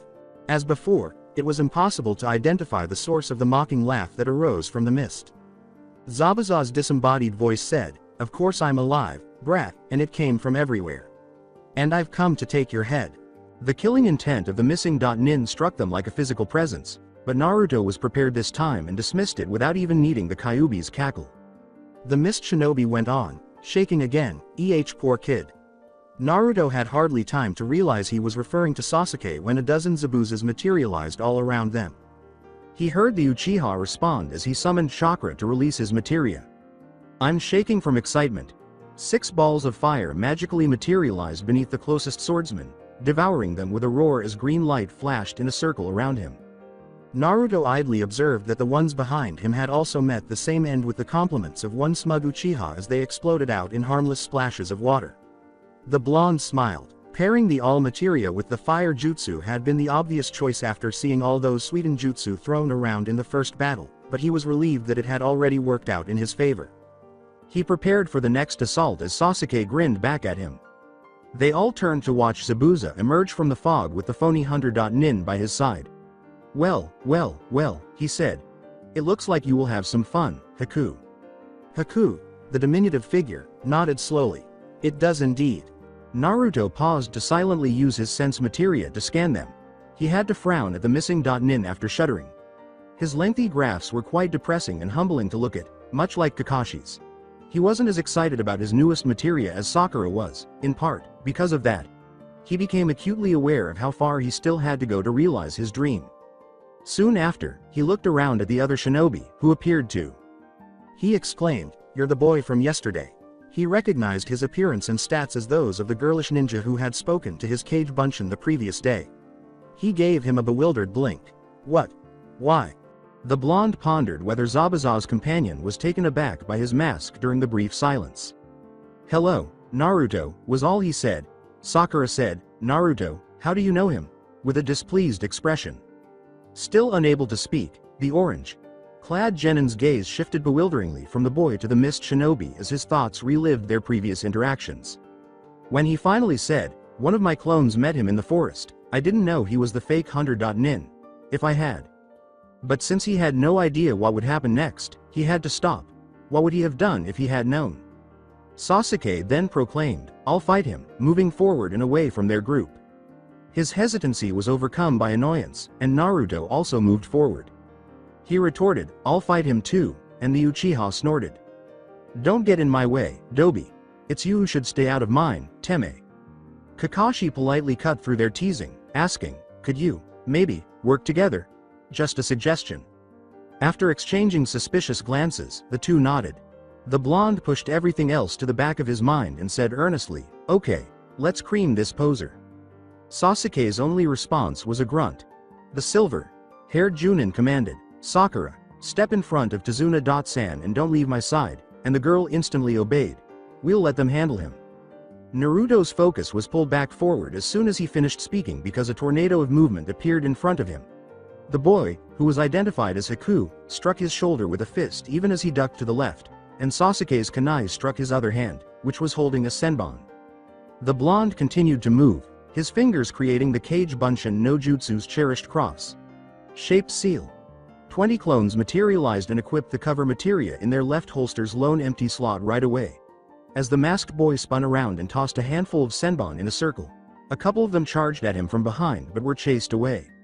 Sasuke saw an opening created by that action and struck with his kunai right away, only to have it deflected at the last second. With a left kick that his opponent was a little too slow to parry, he carried on the movement and sent the adversary reeling back a few feet. Once more, Haku's superior speed helped him dispel the copy as one of the clones lunged at the boy for a flying kick. Now that the Bunshin was in the smoke, Naruto also ran at him, his fist flying forward and aimed directly at the boy's face. He had a strong urge to remove the boy's mask so he could see his face and gaze into his eyes, but he wasn't sure why. But he saw Haku's hand rise up towards his neck after he ducked the punch. Then, like an empty balloon, a clone appeared between them, took the blow in his place, and burst. It's possible that Naruto anticipated this and chose to ignore the smoke, slamming his right foot into his opponent's stomach. He received a gratifying oof in return and threw him away. Haku was able to roll backwards and laterally, but Sasuke's 5 shuriken only embedded on the bridge floor despite his lightning fast leap. Before he had even gotten to his feet, the boy had already performed a number of seals, all with one hand. Naruto gasped in shock as he and his clones were surrounded by rising water from Zabuza's Bunshin.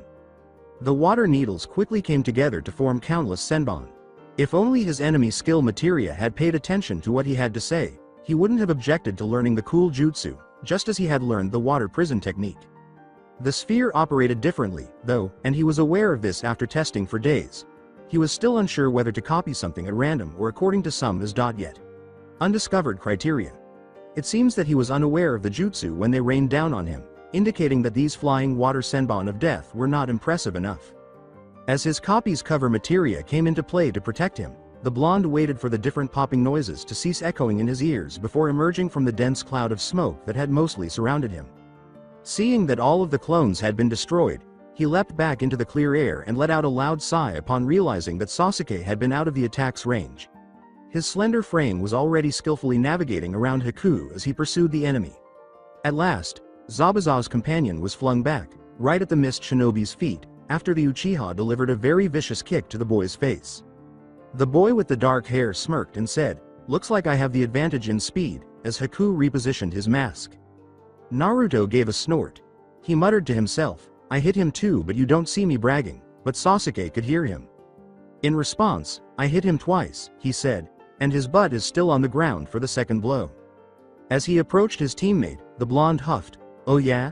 The 3 figures now seemed blurred in the drifting mist, and they were increasingly separated from Tazuna and the rest of the team. He produced a big bundle of needles from one of his pockets and said, "What about these, then? Did you by chance steal all of his senbon?" "I don't think so." That was Sasuke's moment to snort. "Big deal. He can make thousands of others out of damn water." "I didn't know that," retorted the Jinchuriki. "I took these things before that." Their argument was interrupted by Zabuza's laughter. He laughed and said, "Haku, do you realize that at this rate we'll be driven back?" to his companion. The masked boy said, "Yeah, getting to his feet and making seals. We can't have that." As the water still on the bridge erupted into the air and encircled him and Sasuke, Naruto turned to look around. In an instant, as a sudden chill ran down his spine, it had solidified into dozens of huge ice mirrors, joined by countless ice plinths. "What's this?" he asked out loud as he gazed at the structure that had developed around them.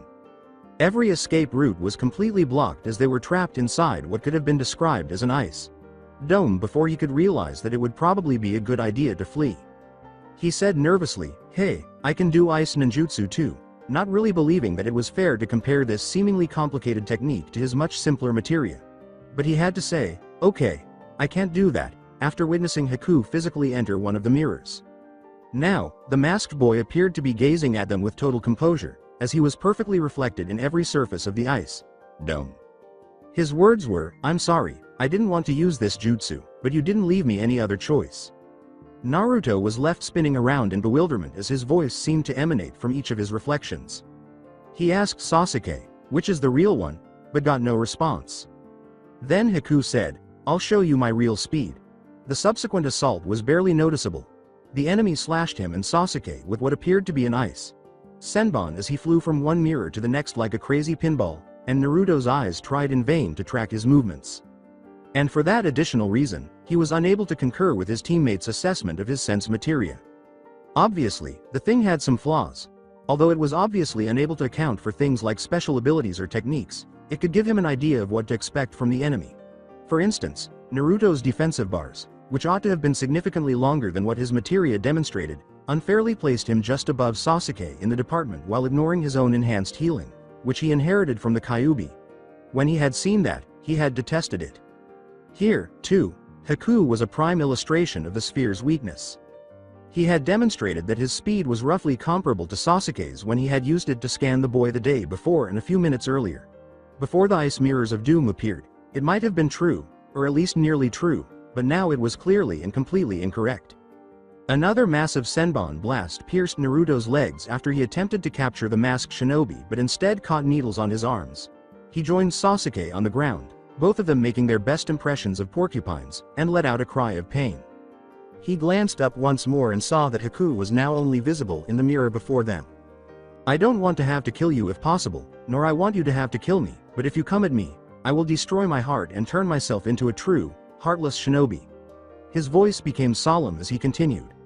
This bridge will be the battleground where we defend our dreams. My dreams are Zabuza's and I'll protect them even if I die, for he is precious to me. Then he held up his hands, senbon of ice forming between them. His voice also appeared to abruptly grow cold. For him, I will kill you. Slowly, Naruto got to his feet, glaring at the boy and noticing absently that Sasuke was staring at him too. I will become Hokage, so I can't die here, he declared resolutely. Nevertheless, he hurled himself at the mirror, causing it to be violently struck by his flying kick. Neither the ice nor the masked boy who lived in it was impacted. Dobi. The Teme brought his fingers to his lips as he swiftly turned around. Sasuke's great fireball struck Haku's image just as he was about to dive out of the way. However, it became evident that even the Uchiha's ninjutsu had not produced any more effective results than his kick once the flames had somewhat subsided. It didn't do anything, grunted the blonde. With that amount of fire, you can't melt this ice, Zabuza's companion told them coolly. That's what you think, shouted Naruto indignantly. He raised his hands in the shape of his favorite seal and watched resolutely as 50 clones materialized inside and outside the dome. He yelled at the top of his lungs, gesturing majestically toward the mirror where Haku lived. Fire.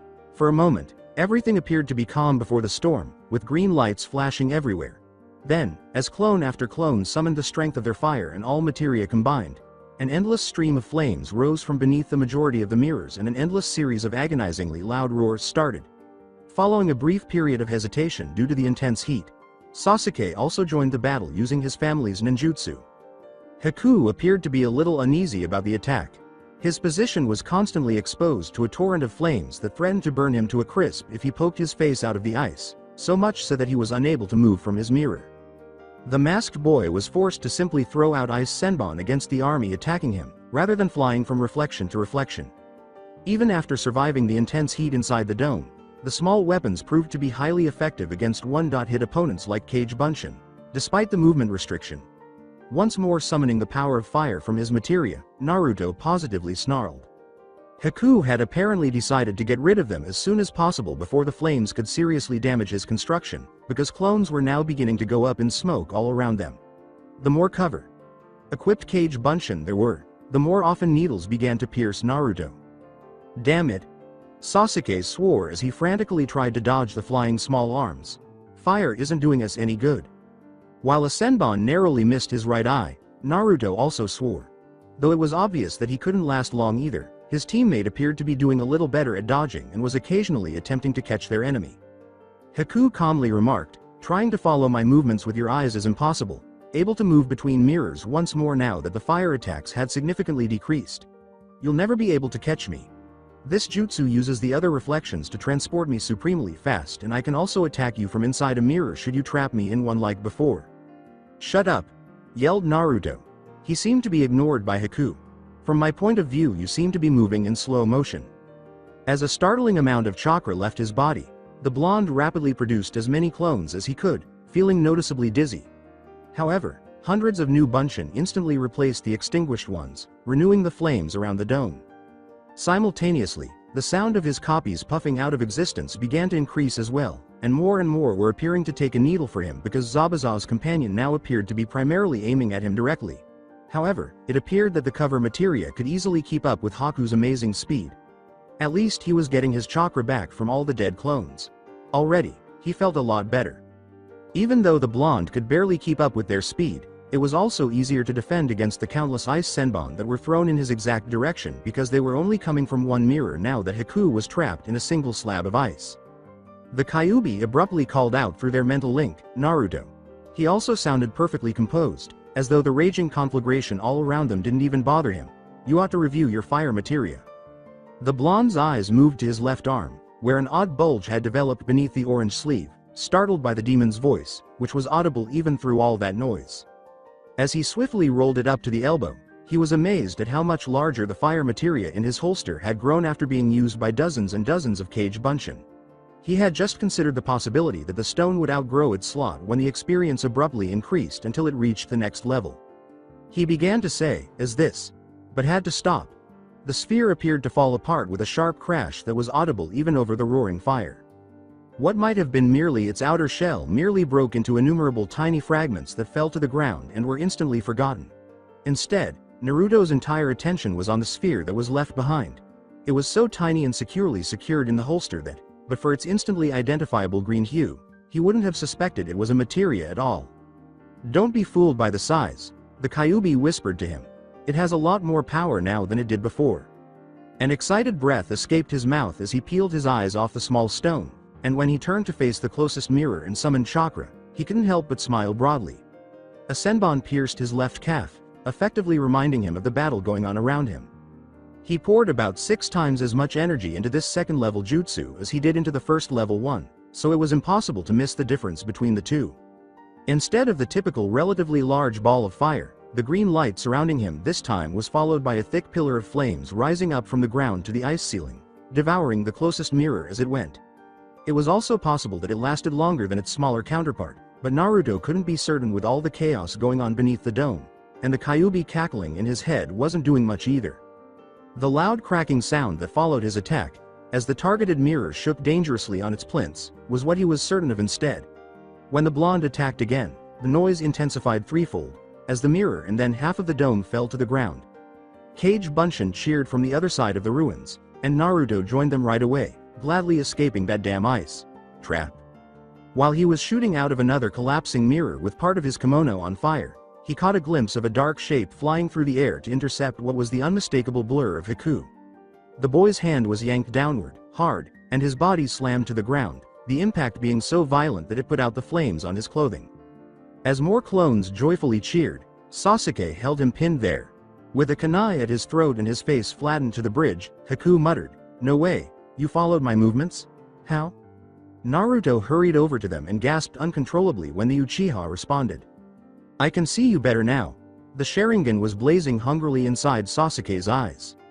Naruto said, Wow, Teme," as he stared in astonishment. He gestured incoherently toward his teammate. "You've got the, thing." Sasuke gave him a quick look. Smugly, "Yes, I can feel it," he said. "How many tomos did I get?"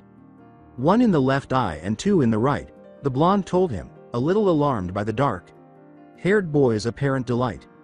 The original glared at his surviving clones as they gathered to examine the Uchiha closely. "See if Kakashi and Sakura-chan need some help instead of staring, really." Sasuke grinned a little, still clearly feeling pleased with himself. His copies vanished into the mist, and the lone blonde shook his head. He then gave the captured ninja, who was securely in his teammate's grasp, a nod. "Shouldn't we tie him up or something?" Haku jerked up as much as he could in spite of his awkward position with his face to the ground and blurted out, "What? You can't let me live."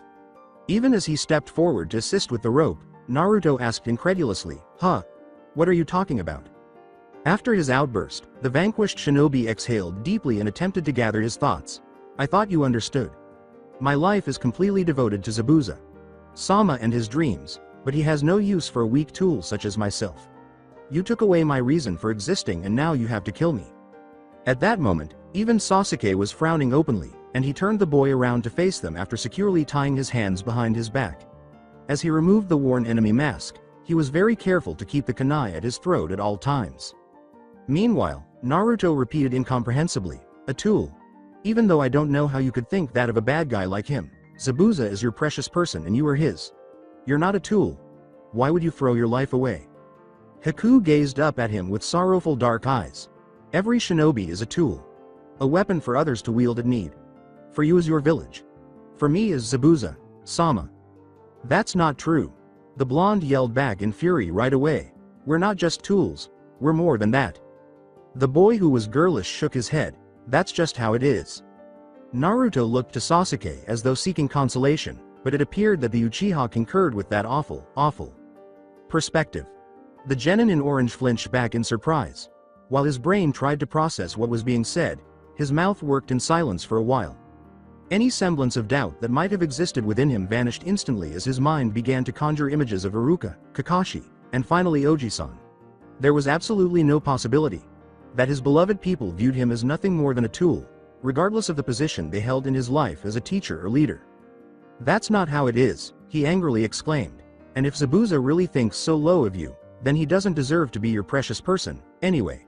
And now shut up." Fortunately, the blonde's eyes were once again normal, so he ignored Sasuke's intent gaze and began dragging the struggling prisoner down the bridge.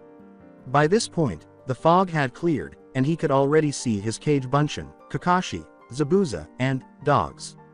When he finally realized what was happening, he wanted to cheer, with their mouths shut around the missing Nin's limbs, shoulders, and sword in an unbreakable grip. 8 dogs of various sizes and breeds, all dressed in blue vests and leaf hitte, stood in the way of the mist shinobi's movement.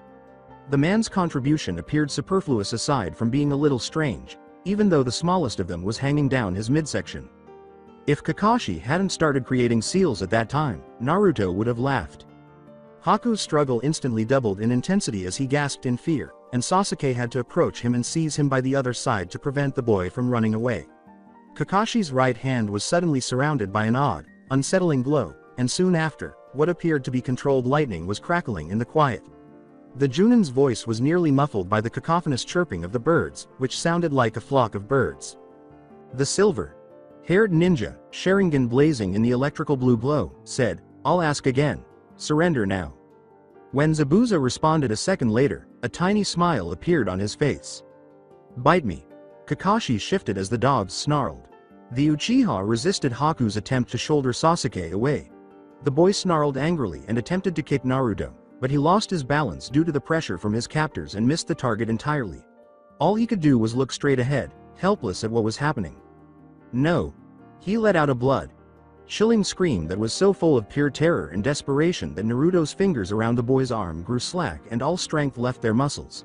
He was fortunate that Haku didn't appear to be getting any better because he collapsed to his knees in helplessness as his legs gave way. For a moment, Kakashi's gaze appeared to dart in their small group's direction, but he continued. His hand passed through Zabuza's stomach as though it had just touched paper. Much of the missing Nin's arm had passed through, and the controlled bolts of electricity kept slithering around his fingers until they resurfaced on the opposite side of his body. A single cough from the mist shinobi added to the large amount of blood that had already spattered Kakashi and the surrounding area.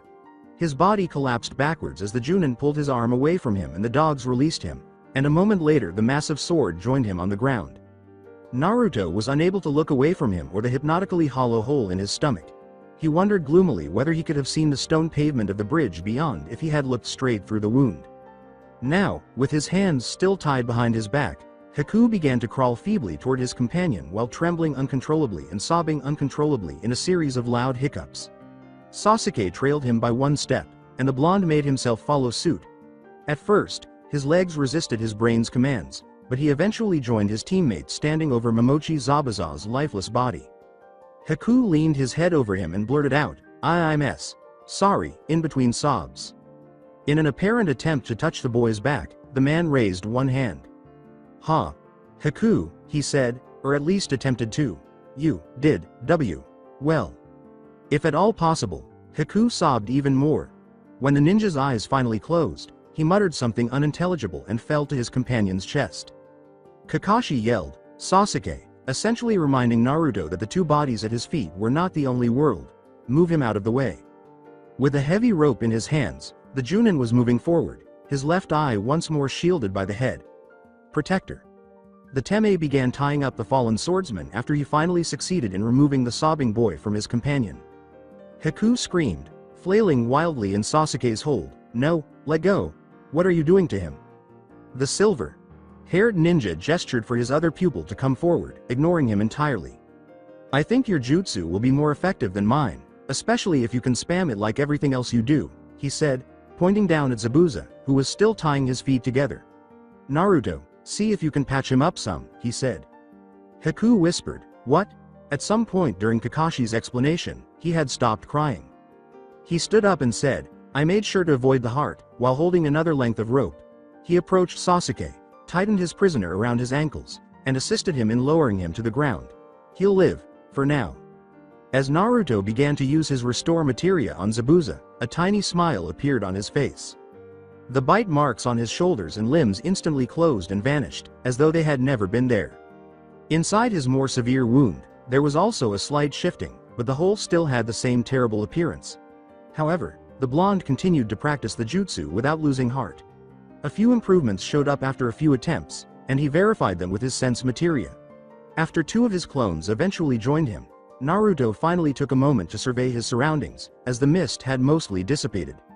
As his cage Bunshin attended to the wounds of Kakashi, Sasuke, Gon-san, and the 4 co-workers they had discovered unconscious at the start of this mess, the green sparks of his cure jutsu were shining everywhere. As he continued to heal him with the materia, one of his copies approached him and began removing Senbon from his body. Sakura had also shown up, and she went straight to Sasuke, seemingly to fuss over him.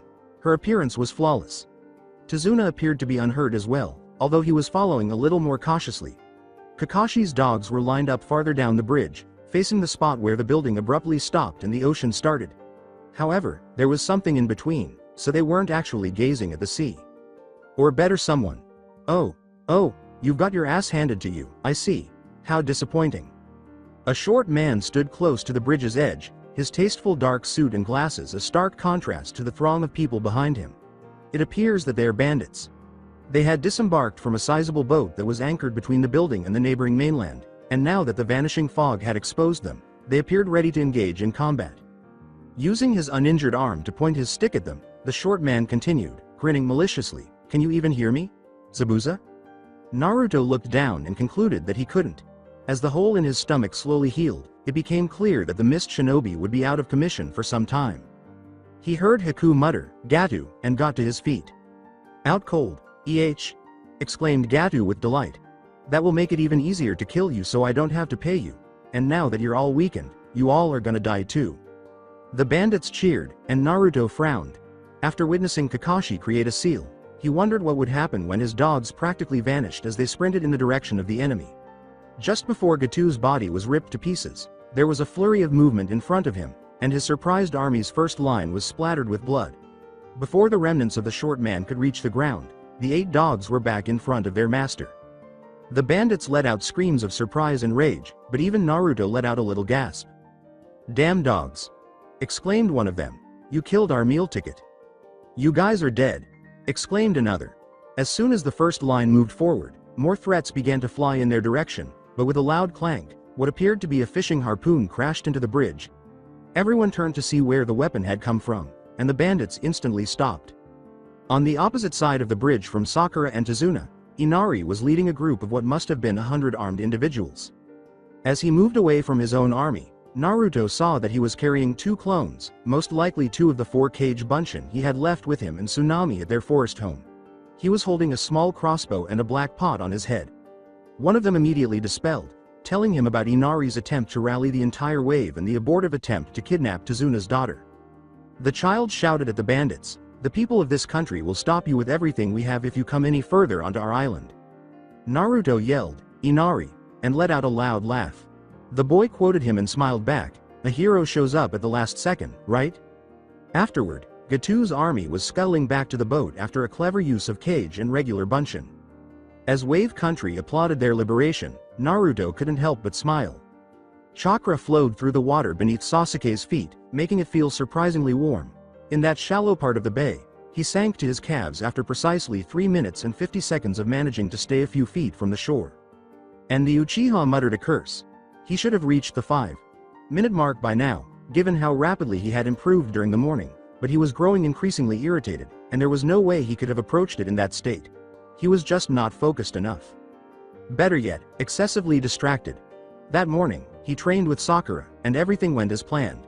The kunoichi only occasionally interrupted him, sometimes even offering helpful tips regarding the exercise. But that afternoon, back in Kakashi's makeshift ninja jail, it was her turn to protect the still recovering Zabuza and Haku, which meant she had a new training partner. He tried, but was unable to ignore the Dobi's voice, no, plural, voices, ringing in his ears with the intensity and insistency of a damn whining baby. In any case, not so close, and so loud. One of the Narutos huffed in what sounded like annoyance, "What's taking him so long?" Another said, "He sure is taking his time, isn't he?" in response. With a loud, "Yeah," a third blonde concurred, "Is he admiring the seascape or something?" When Sasuke attempted to bring his feet back to the water's surface, he became agitated. Even though he knew he shouldn't have taken the bait, he couldn't help himself.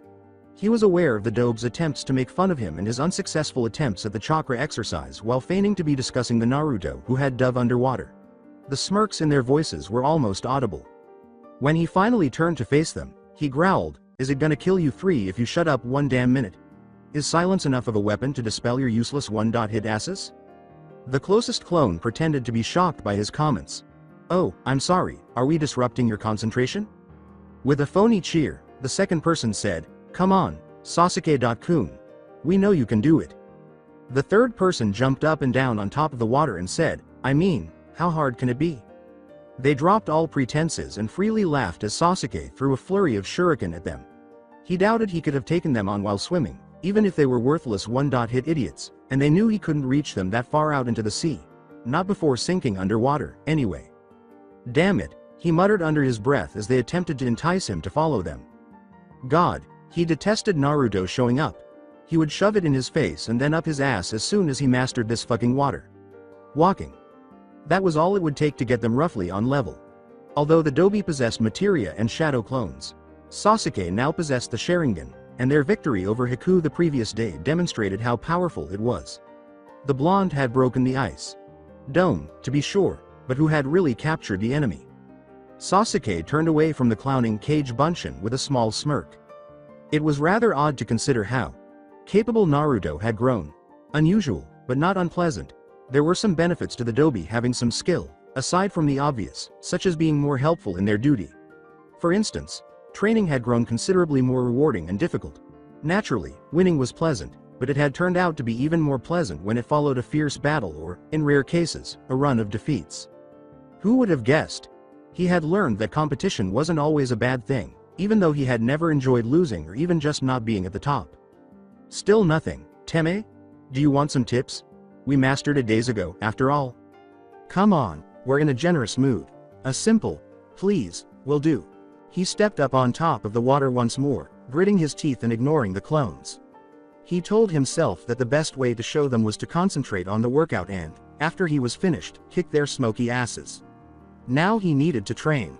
For the next few minutes, a smooth flow of chakra that kept him firmly above the surface seemed to be the perfect reward for all of his hard work. Then things became more difficult as voices began to infiltrate his previously clear mind and his focus began to falter. When the clones' cacophony increased, his feet sank once more, but before he could scream at them, he saw that they were now ignoring him entirely in favor of the blonde who had reappeared 50 feet away. Sasuke recognized the swimming Naruto as the original, and he yelled, "I've got it!" with a hand raised above his head. "You'll never believe this."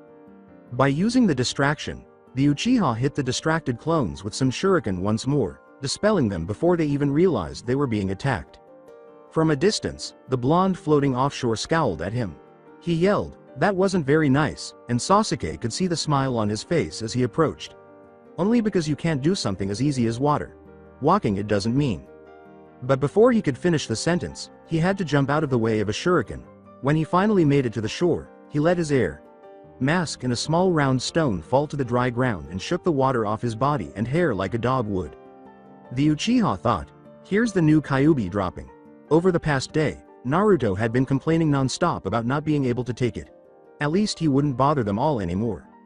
The blonde exclaimed, "Woof, cold," as she jumped out of the water and headed straight for the clothes that were thrown out a short distance away.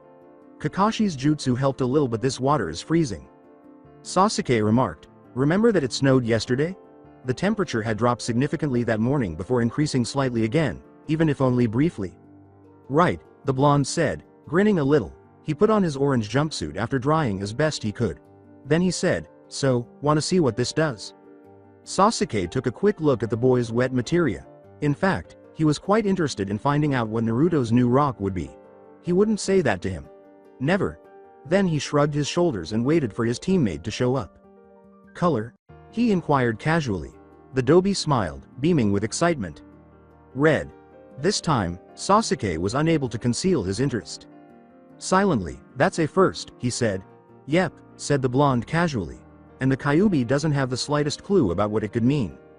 Before making a choice, he probably looked around for a good target. He lifted his hand and turned to the sea, then paused.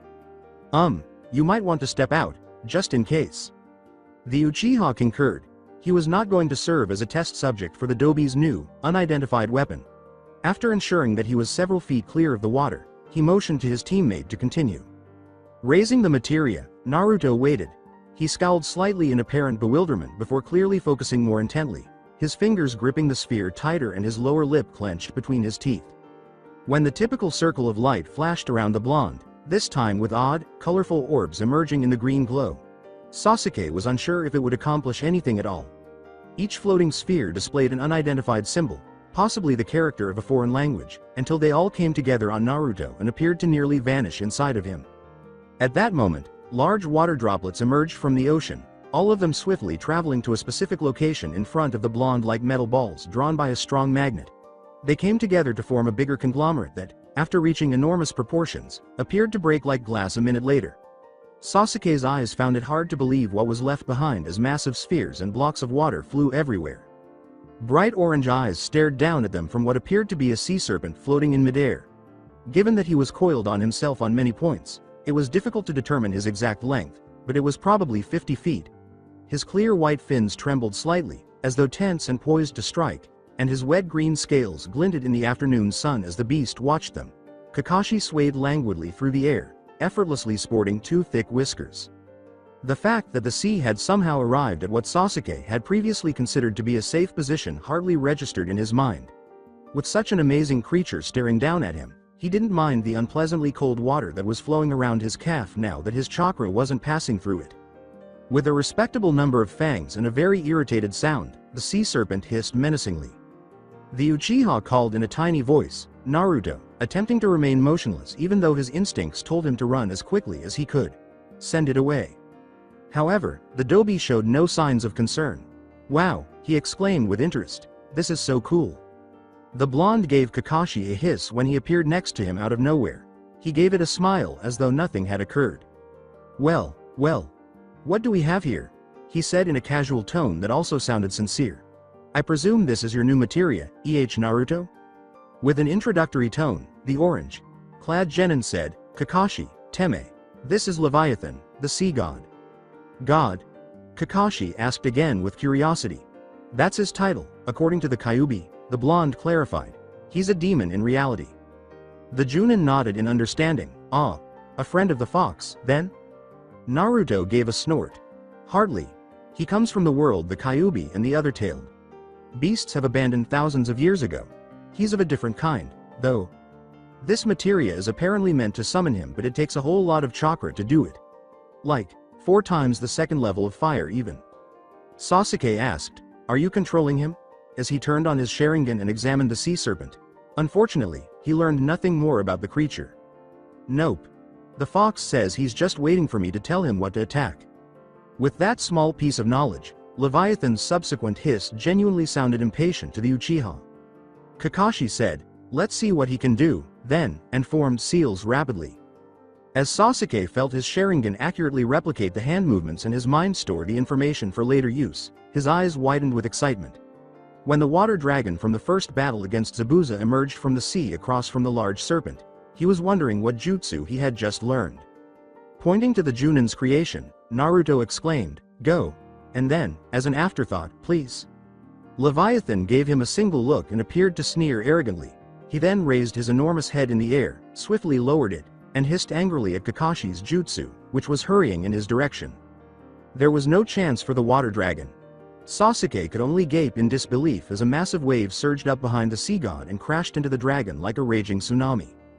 As the massive wall of water rolled forcefully forward, the Suidan creation washed away like a tiny worm. Minutes after Leviathan had turned to Naruto, hissed, and vanished like a ghost, they could still see it moving.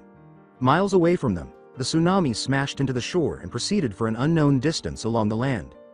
Now there was nothing at all on their shore. Now that the water had subsided to its typical level, Sasuke's feet were once more on dry ground. From the bridge above, where all the noise of work had apparently ceased, they heard a terrified voice. "What the hell was that?" exclaimed Tazuna. Sasuke simply turned to face Naruto, who had a crazy grin on his face. Fuck, he thought. After swimming, the Dobi returned with a sea god. If he didn't want to fall behind, he had to return and train hard. As the umpteenth caravan of merchants entered the village, Konohagakure's northern gate slammed shut with a loud bang. As they assisted in pushing their carts of goods forward on a sweltering morning in late June, traders and dealers were drenched in sweat. Most of them were accustomed to the long drive to the commercial district's marketplace, and while they would have liked a milder day, they understood that whining would not have helped. While one Uzumaki Naruto sat around nearby, idly examining some of the goods in the caravan, 4 ninjas at the gate checked each permission with solemn expressions. The blonde strolled back to his fellow shinobi, not seeing anything that caught his attention, and waited for the final merchant to vanish down the street. Then, he swiftly spun around and was astounded by his small audience's unexpected smiles. "So?" asked Tokubetsu Junin Aoba eagerly, encouraging him to carry on with the story that was cut short when the caravan arrived. "What happened when you returned his book, then?" Naruto flashed a radiant smile. He petted it. Chunin Shinobu said, "No," in shock. "I swear." He petted it and he looked it over as if to check for injuries or something. "I think he would have kissed it too if we hadn't been there." "Damn," Aoba grinned broadly. "That man really loves his porn." Shinobu laughed as a string of coughs drowned out Hayate's laughter. With the ubiquitous senbon between his teeth, Genma grinned at the genin. "Did it hurt a lot when he cut off your balls, then?" The blonde said, Ah, deadpan." His smile faltered a little as he said, "Among other things. He only threatened to do that." The Junin shook his head, saying, "Stealing Kakashi's book. Only you could be that crazy, Naruto." Shinobu remarked, "But I would have liked to see that." "Or the battle against Momochi Zabuza," Hayate continued, stroking the sword that was fastened to his back. "I always wanted to fight him." Naruto said, "Yeah, he's pretty strong," but his face soon became sour. He was, at least. "What's wrong?" Aoba inquired, perplexed by the genin's abrupt decline in mood. He had contributed to the capture and defeat of a dangerous missing nin. What made him unhappy? "Naruto is upset because we gave Zabuza and his companion to Kirigakure," Hayate clarified, grinning empathetically at the blonde. "And because they're probably going to execute them." Uncertain, Shinobu glanced around. "And that's bad?" After giving him a fierce look, the genin deflated. "Haku is a nice guy, and despite what the Teme says, I practically captured him single-handedly. I don't know how I feel about sending someone to die." Hayate disagreed in a scolding manner. "You didn't send anyone to die. You've done everything you could to keep him alive and have him face justice. It's not your fault if his past crimes will lead him to his death." Saying, "Actions and consequences, Naruto," Aoba smiled sorrowfully. "Always remember that. And if you really regret arresting those two," Genma joked, "you could always give me your part of the reward. I need a new couch and I can't buy it if I use all my paycheck on food and booze." "No way." The blonde said right away. "Catch your own missing.nin if you are so strapped for money." Even though he didn't say it aloud, he had already used up the majority of the reward. As soon as he returned to Konoha, he went to see Tenten in her hidden forge and gave her a commission for 2 new material leg holsters and some weapon refills. In actuality, his armband's 8 slots were no longer sufficient. He had to carry 4 spheres in his pockets because the Leviathan summon had been his 10th materia and he had discovered 2 more on the way back, bringing his total to 12. Considering that he always left room for when he made clones and they needed to rapidly equip the cover materia, that is actually 5. He no longer had these issues, though, since he had 8 more slots strapped around his shins and calves. "Why bother risking my life chasing dangerous ninja when there are so many easier ways to get richer?" replied Genma. "Like coaxing stupid genin in giving me their rewards or even offering for the role of proctor or examiner in the Chunin exam." Naruto exclaimed, "What? Chunin exam? When is that?" Raising an eyebrow, Aoba asked, "Didn't Kakashi tell you? I would have thought he'd have at least asked you if you wanted to participate." "Oops," said Genma, sporting a smile once more. "I bet he didn't want you to pester him about it. Too late now." As expected, Naruto had a resolute expression on his face that did not bode well for the copy ninja. "So," the blonde began curiously, "you're going to be an examiner, right? Let's say we all are giving a hand with the exam, one way or another," Shinobu said. "Why do you think 4 of us are guarding the gates instead of the usual 2? The genin gave Genma an owlish blink. "Sincerely, I have no idea," he said. "We're waiting for the foreign teams to arrive, according to Hayate. They're late, in fact." As the northern gate of Konoha opened to allow the representative teams from Sunagakure to enter, Naruto was forced to move aside after a few minutes of fruitless pleading about the exam specifics. Approximately 50 individuals entered, all donning the peculiar village hidden in the sand head. protector. They waited for everyone else to pass through the gate, hanging around the open area in front of it after the four-leaf ninja on guard had checked their papers. Using his sense materia, Naruto quickly reviewed the typically powerful Junin sensei, concentrating more on the real Chunin. Hopefuls. The blonde made sure to remember that the graphs he was seeing hardly represented the whole truth, but there were a few good ones but nothing particularly noteworthy. Nevertheless, his perception of his sense materia had significantly improved since its inception, as it had rapidly revealed a few side effects of some kind that were quite helpful to him. The first one showed up on the way back from Wave, when he had discovered a blue stone that seemed to be doing nothing at all in spite of his numerous tests. He didn't know when or even if he would have realized that it only added a defensive elemental bonus in comparison to the green sphere he paired it with if the small fire, ice, or lightning symbol hadn't appeared in his vitality and spirit bars due to the sense materia. Along with the other blue all materia he had discovered on his way back to Konoha, he had placed it in his pocket and named it elemental materia. Uninspired, according to the Kyuubi. Even more helpful was the other side effect of sense, which had led to the realization that some of his spheres appeared to change his characteristics when they were equipped. Nothing special, really, a little boost here, a little handicap there, but he found that he was faster, stronger, or more resistant depending on what he put in his slots and what he pulled out. He was still sorting that out, but he had a fairly accurate idea of how his materia appeared to influence him, and he had already begun to consider how he might take advantage of that. When Naruto considered how his chakra control improved whenever he kept the Leviathan and all of his green materials equipped, he grinned broadly. Once more, when taken individually, each boost wasn't that much, but when combined, they were a very pleasant improvement for his weakest stat by a wide margin, sufficient that he didn't mind the slight loss of energy or strength, which was unquestionably more tolerable overall. In addition, he was thrilled that his lightning, cover, and all spheres had all advanced to the second level after his fire materia. Now that his bolt was stronger, he could use his blue stone's multiple targeting effect up to twice in a row, and his clones were more likely to appear to defend him.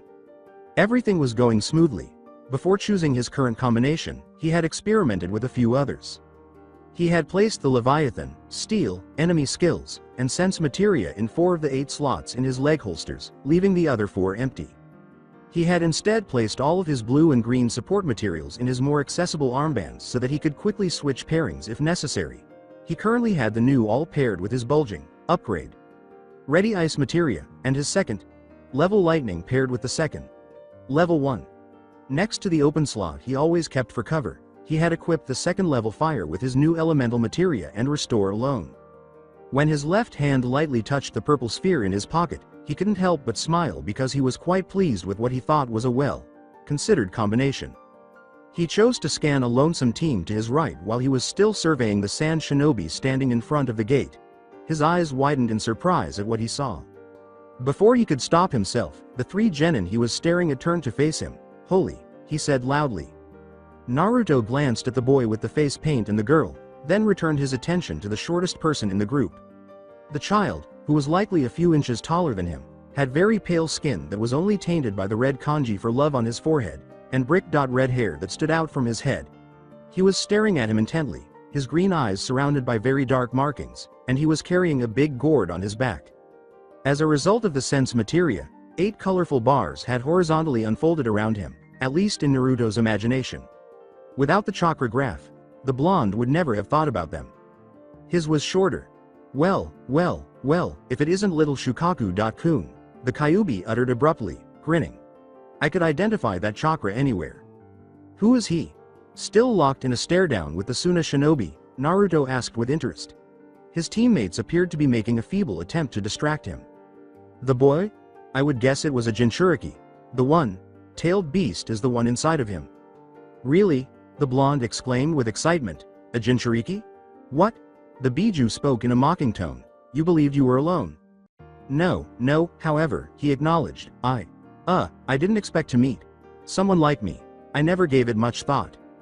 The Kyuubi remarked, given the way he's examining you, I bet he didn't either. Do you believe he is aware that I am also a Jinchuriki? The fox gave a snort. Shukaku should have been able to sense the materia on your body, if not my presence inside of you, if he hasn't become even weaker since I last saw him. He's weaker than you, then? The genin scoffed in his inner voice as he asked. By far. However, Naruto noted, he's got more chakra, as he once again marveled at the boy's chakra bar's length. No, he doesn't.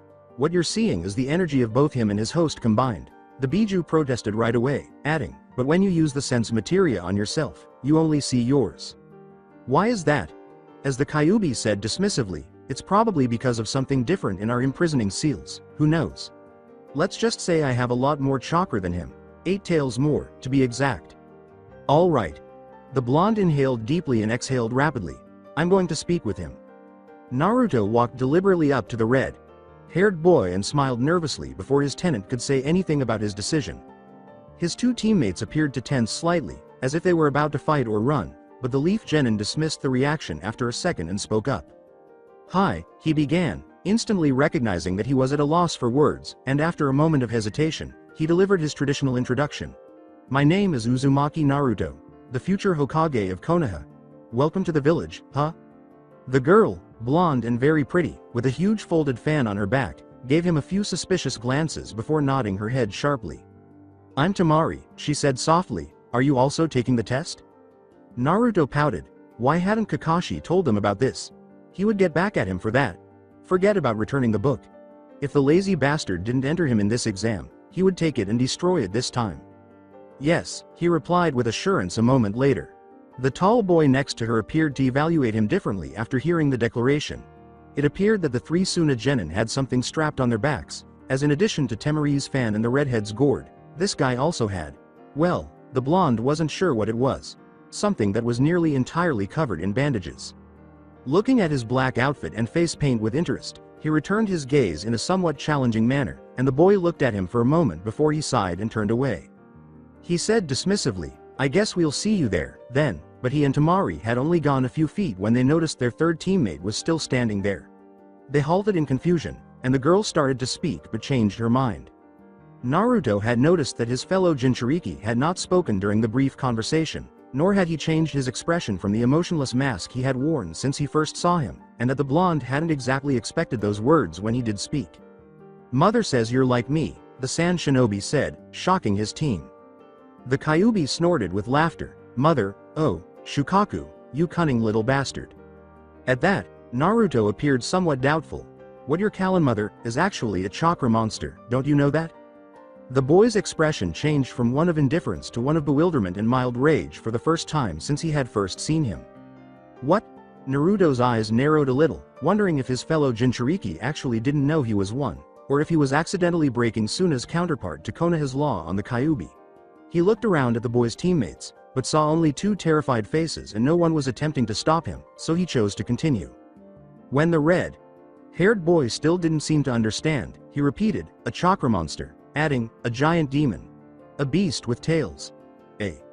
She isn't. At last, the sand ninja regained his composure and shook off his daze. I'm pretty sure she is, the blonde said again. She isn't, she is, she isn't, she. Hey. When what appeared to be a serpent of sand began to move from his fellow Jinchuriki's feet and attempted to seize him, Naruto quickly leapt backwards. It missed the initial blow but pursued. Gaara. Just as Genma and Hayate appeared next to him, someone nearby yelled. Naruto followed it with his gaze as it slithered up to the gourd on the redhead's back, and now that he thought about it, the thing looked like it was actually made of it. The boy, Gaara, apparently brought a hand up to his temple as if nursing a sudden head ache, and he glanced briefly at an approaching Suna Junin before the sand hesitated before retrenchment. Are you okay, Naruto? Hayate questioned him. Somewhere behind his right shoulder, he sensed Aoba's presence. I'm fine, he muttered, frowning at his assailant. The blonde would have likely noticed the one between his fellow Leaf Shinobi and the Sand Junin who had intervened after the attack, but Gaara's face had returned to its emotionless mask, and he was staring back at him. Come on, the man finally said to the Suna Jinchuriki, let's get going. He turned quickly on his heel, and Gaara's two teammates did the same. The redhead remained motionless for a long moment, then he turned away from them and followed the others. Genma rounded on Naruto right away. What was the purpose of that? The strange encounter had left a sour taste on the blonde's tongue that he had not yet figured out, and he wasn't really sure what to say, and if he had known, he probably wouldn't have wanted to say it, anyway. The Suna ninja had all gone through, leaving only Shinobu standing at the large entrance. Nothing, he replied glumly as he hurried up to the gate, once more avoiding foreign shinobi. According to Aoba, it didn't look like nothing to me, in a clumsy attempt at humor. However, Naruto was not even paying attention. His head turned to watch the Sand Army leave, his eyes searching the crowd for a red-haired child. That's it for today. I hope you guys enjoyed this great story. See you in the next one.